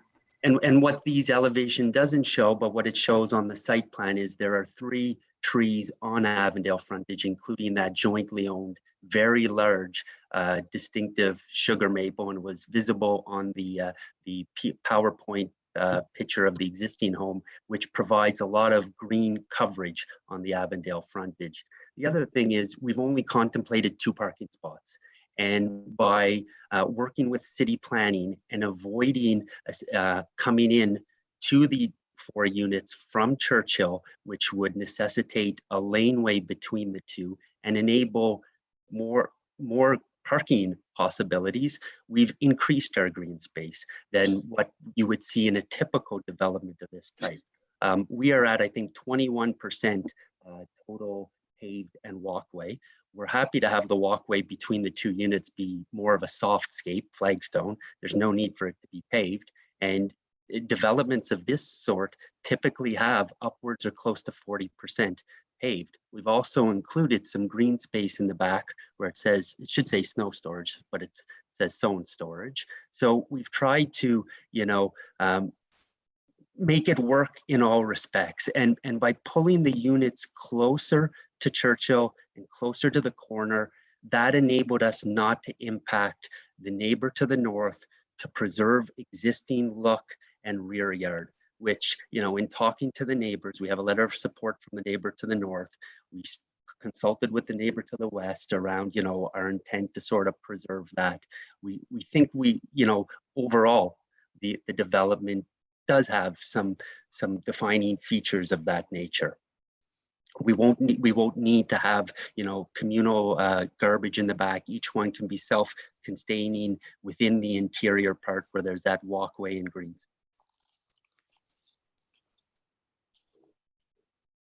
Thank you. Thank you. Thank you. Mr. Wildman, you had a comment? Thank you, Mr. Chair. At the beginning of the presentation, there was a comment from Mr. D'Angelo that there had been some resolution on the comments provided by forestry, which were pretty significant. For those of us that sit on the committee, those are some of the stronger worded comments we've seen. I'm not sure if planning and or committee staff have heard anything or received anything that supports the comments that were made that the forestry issue is in hand. I guess I'll ask planning staff first, followed by committee staff. Through you, Mr. Chair, the department received a comment. I believe everyone saw it, that sort of had strong concerns about the shared maple. Afterwards, I believe Mr. D'Angelo spoke with the forester, who then revised his plan saying that option or site plan option number 1 was more favorable because then it would permit that sugar maple to be saved. And they noted that there is another tree that is not distinctive tree because it's less than the 50 centimeter diameter. But they were more concerned about the jointly used tree. I did spoke with the forester as well, because we were still trying to figure out that other bit of his comments that said that were regarding to the reduce of the corner side yard. And he mentioned that there could be resolutions regarding preservation of the tree at building permit stage with the applicant. Have we received anything? Does the committee, any of the committee coordinators have anything? I've emailed Mr. Wildman a copy of an email from Bruce Rainey, the forester, who's reviewed this, who says he supports the revised site plan as addressing his concern with respect to the side yard variance and the jointly owned sugar maple. So that has been sent to the Committee of Adjustments. When was that sent? That was, well, his comments were received Friday, and we worked with him on Friday afternoon and Monday, and I believe I sent it to Ms. Nguyen from the committee coordinator on Monday morning, and I've asked her to share it with the panel members. So I don't know if she's on and she can comment. I can read the email if you'd like. Just Deputy Secretary Treasurer, do you have a copy of that on hand?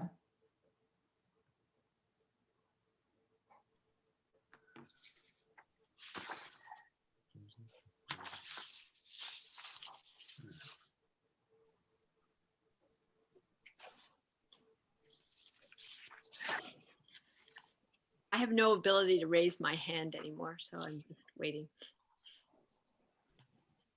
I believe the last comment we have on file through the chair is that that comment from November 13th. Which is the one that shows up in the summary of comments?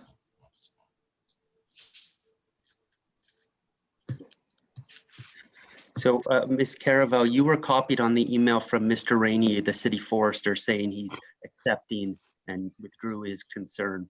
I'm going to try to pull up the date and time of that email so you can, support that it has been received.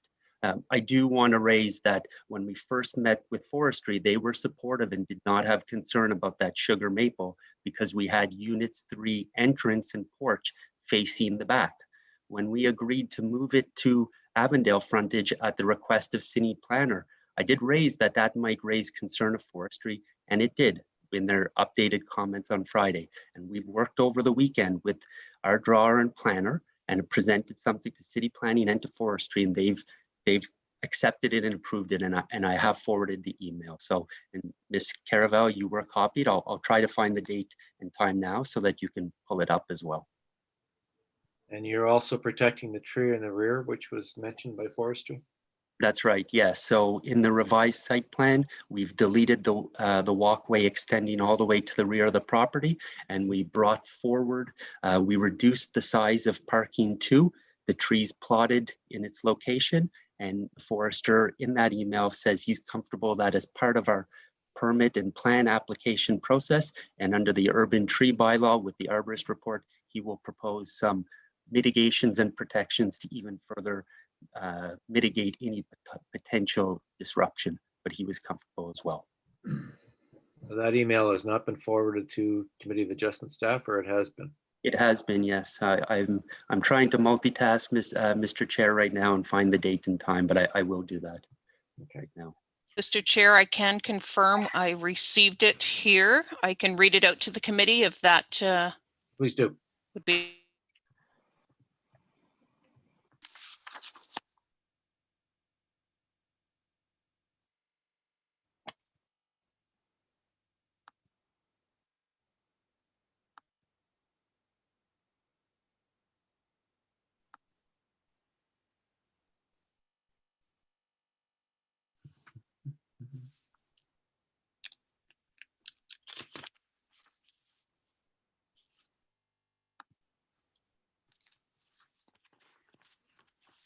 While we're waiting for the Deputy Secretary Treasurer, Mr. D'Angelo. I can read it out if that's helpful, Mr. Chair. I'll let the Deputy Secretary Treasurer read it out. The conditions that have been requested, I'm sure you're familiar with them. Cash in lieu, existing dwelling removed and services capped, independent services determined, creating a drainage plan, joint use and maintenance agreement, accessory structure demolished or relocated, and the conveyance of a 3x3 corner site triangle at the intersection of Churchill and Avondale. We're comfortable with all those conditions as applicable. Is there a need for a Bell Canada easement as well? There is. The bell line does go at the absolute rear of the property, and so there'll be no issue providing them with, they've asked for minimum 1.5 meters up to 3. It's absolutely almost right on the rear property line, and there's more than enough space in the over the laneway right of way for that, so no issue. Yeah, so we can add that as condition number 8. Okay, Madam Secretary Treasurer. Yes, can you hear me okay, Mr. Yes. Chair? Members? Okay, so we are, I do have a copy of the memo in front of me, and it is from the forester, Bruce Rainey, sent November 16th, 2020 at 12:07 p.m. to the applicants and CC'd to the planning branch. Good afternoon. Forestry Services has no issues with Plan 1. The redesign of the rear parking will allow for the retention of the distinctive catalpa tree located in the rear yard. The front entrance porch for unit number 3 is also not an issue for the forestry department, as the tree that will be affected is located on private property and below 50 centimeters in diameter. Therefore, it is not protected under our bylaws. Forestry Services will still require your tree disclosure report at time of building permit submission, which will entail your mitigation plan that will ensure the protection and retention of the distinctive privately owned catalpa in the rear yard, as well as the jointly owned distinctive silver maple located on Avondale. And that is from Bruce Rainey. Okay. Thank you. That clarifies that. Any other any comments and further comments, Mr. D'Angelo? No, just happy to answer any other questions if there's still If any. you could just very briefly go through the 4 tests. Sure. Is there any way I can speak? Oh, after Mr. D'Angelo has spoken, Ms. Beaubien. Thank you. Please. So we believe the 4 criteria for consent 4-part test has been met. First off, we believe the requested variances are minor in nature in terms of their overall impact. It's not a measurement-based analysis. And if we look at the design and layout, as we've mentioned, we've considered all factors, including footprint, affordability, streetscape, parking, access, etc. And we believe by minimizing the impact to the immediately adjacent neighbors, we've presented an option with a very minor impact to the overall impact. to lot area, lot width, corner yard, and front yard setbacks, as well as the driveway width. We believe the proposed development is desirable. It's compatible with the overall streetscape of Churchill Avenue and Westboro neighborhood, both in terms of mixed density on Churchill Avenue and the overall magnitude of the redevelopment and intensification on Churchill, including the proposed upzoning. We believe it affords aesthetic, efficient, affordable, and desirable housing options, with the possibility of 2 being future rentals and helping to meet our home and rental crisis. We believe the general intent and purpose of the zoning bylaw is maintained. The proposed development is a fully permitted use within the zoning bylaw, and it's consistent with the conclusions of the Westboro infill study, mandating a greater range of housing and density on Churchill Avenue. And finally, we believe the general intent and purpose of the official plan is maintained. It's consistent with the overall growth management and gentle intensification and infill policies of the official plan and urban infill guidelines and the Westboro infill study. We feel the proposed development makes efficient use of land and existing infrastructure in a designated urban area through appropriate range and mix of affordable and aesthetic housing options. Thank you. Mr. Wilder, you had a question? No, it's fine. Okay. All right. Thank you, Mr. D'Angelo. Ms. Beaubien. Yeah. Okay. I'll just turn on. I can't turn on the video. And for the record, your address, please. It's Marnie Beaubien, 394 Kenwood Avenue in Westboro. And Okay. I just want to comment on 2 things. It seems I'm disallowed to start the video, so that's fine. Nothing to show here. I just wanted to speak to, okay, thank you. I wanted to speak to the trees first and then to the corner lot. Did you get the video? Because it's blocking. Yes, my, okay. Historically in Westboro, the developers have said yes to protecting trees, and me walking the streets know that isn't the case. They say it very happily here. They work with the planning committee, and then they dump all their debris and everything on top of the trunks, and the trees die. And I don't see any recourse. I don't see any feedback loop where we find out that, oh yes, this set of developers protected their trees, because it's almost never happens that they survive beyond 2 years after these infills. So I'm just saying, for these 2 trees, it's great that the city's concerned, but actually it's the best I've heard spoken at this committee when we've raised the issue of trees, but it simply never happens. And Mr. Chone, if he's still on, he approved 2 50-year-old beautiful maples to be cut down after the meeting where it was said they would be protected. They were just slaughtered. So I have no faith really in developers, but it sounded good on this front. But also to say, your photographs of the trees indicated you're not really big tree lovers, just because I've taken a lot of pictures of trees and painted them in Westboro, and they're not in the best light. That being said, you've got a premium corner lot there that you've had for a while. I didn't see your earlier developments. It sounds like you've gone above and beyond to meet all the requirements.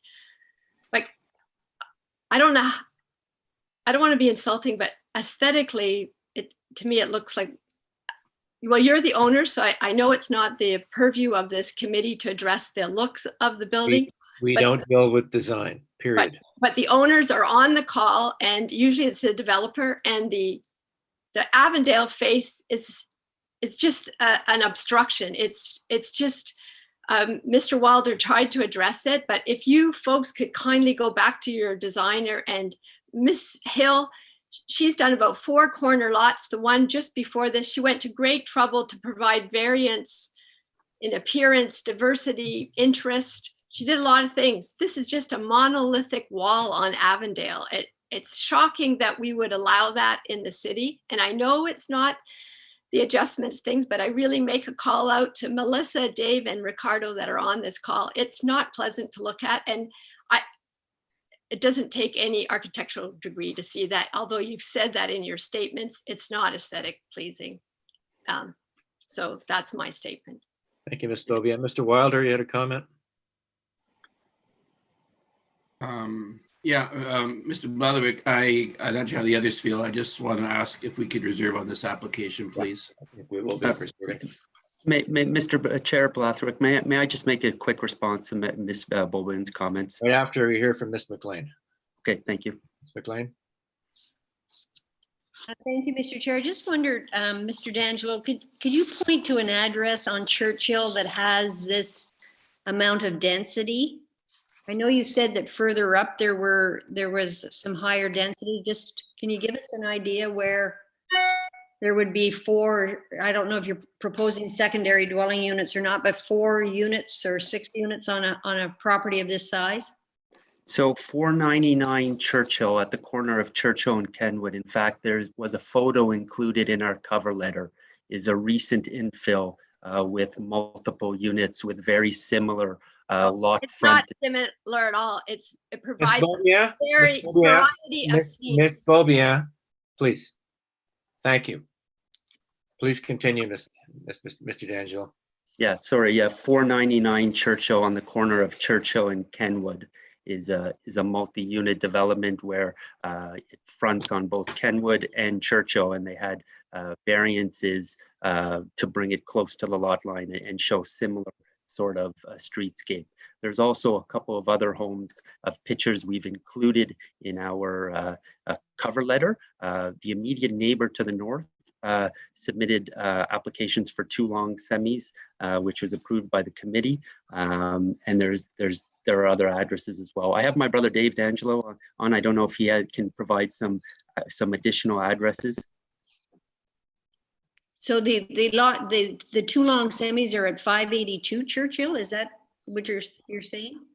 Well, the plans were approved by the committee at the immediate north neighbor, 580, 582, 499 Churchill and Kenwood. There is a photo in the cover letter. And then how many units are in it at 499? So 499, there's a semi-detached that faces Kenwood, and then they divided the lot and put, I think, 4 or 6 units fronting on Churchill and Kenwood. There's also some photos of other properties on Churchill, triplexes and so forth, included in the cover letter. Yeah. Thank you. Yeah, I'm familiar with that. Any other questions from members of the committee?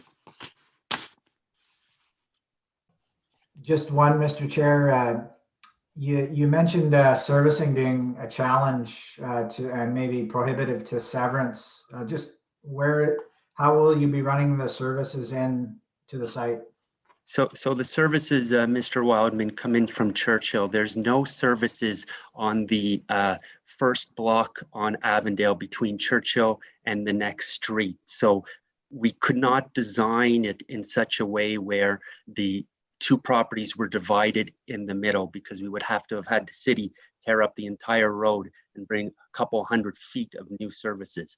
So we were limited to services coming in from Churchill, and you can't have services going under buildings when you want to sever it. So while we've designed it and the parts are such that we could potentially sever, the interior lot from the corner lot, we would have challenges then severing it into 4 parcels. So this has allowed us the flexibility of our parents and sister to live on the corner unit, and my brother and I to own the interior lot in case downstream of a potential desire to sever. But fair enough. Thank you. Thank you. Thank you, Mr. D'Angelo. Thank you all. We are going to reserve on this application. And you'll be hearing from the committee within 10 days. Mr. Blathwick, can I just provide a brief response to Ms. Bilbin's comments? Sure. First off, we're not developers. We will be residing in 2 of these houses. At this point, for purposes of minor variances, you just require some elevations. It's hard to show how these places look when you don't plot the trees on Avondale and you don't see a color rendition. I take that feedback now, but we certainly have an avenue to improve it. In fact, my brother Dave had his personal house designed by Rosalind. So we're we're cognizant of that. And we've also designed it in a way that we will preserve the 2 distinctive trees on the property and all the others. So we've taken that from a lens of personal use. And we've taken the feedback and the comments of the neighbors to heart. So thank you. Thank you, Mr. D'Angelo. All right, folks, thank you very much for your input. We are going to reserve on this item. And that being the last agenda on the item, this meeting is adjourned. Thank you. Thank you. Thank you.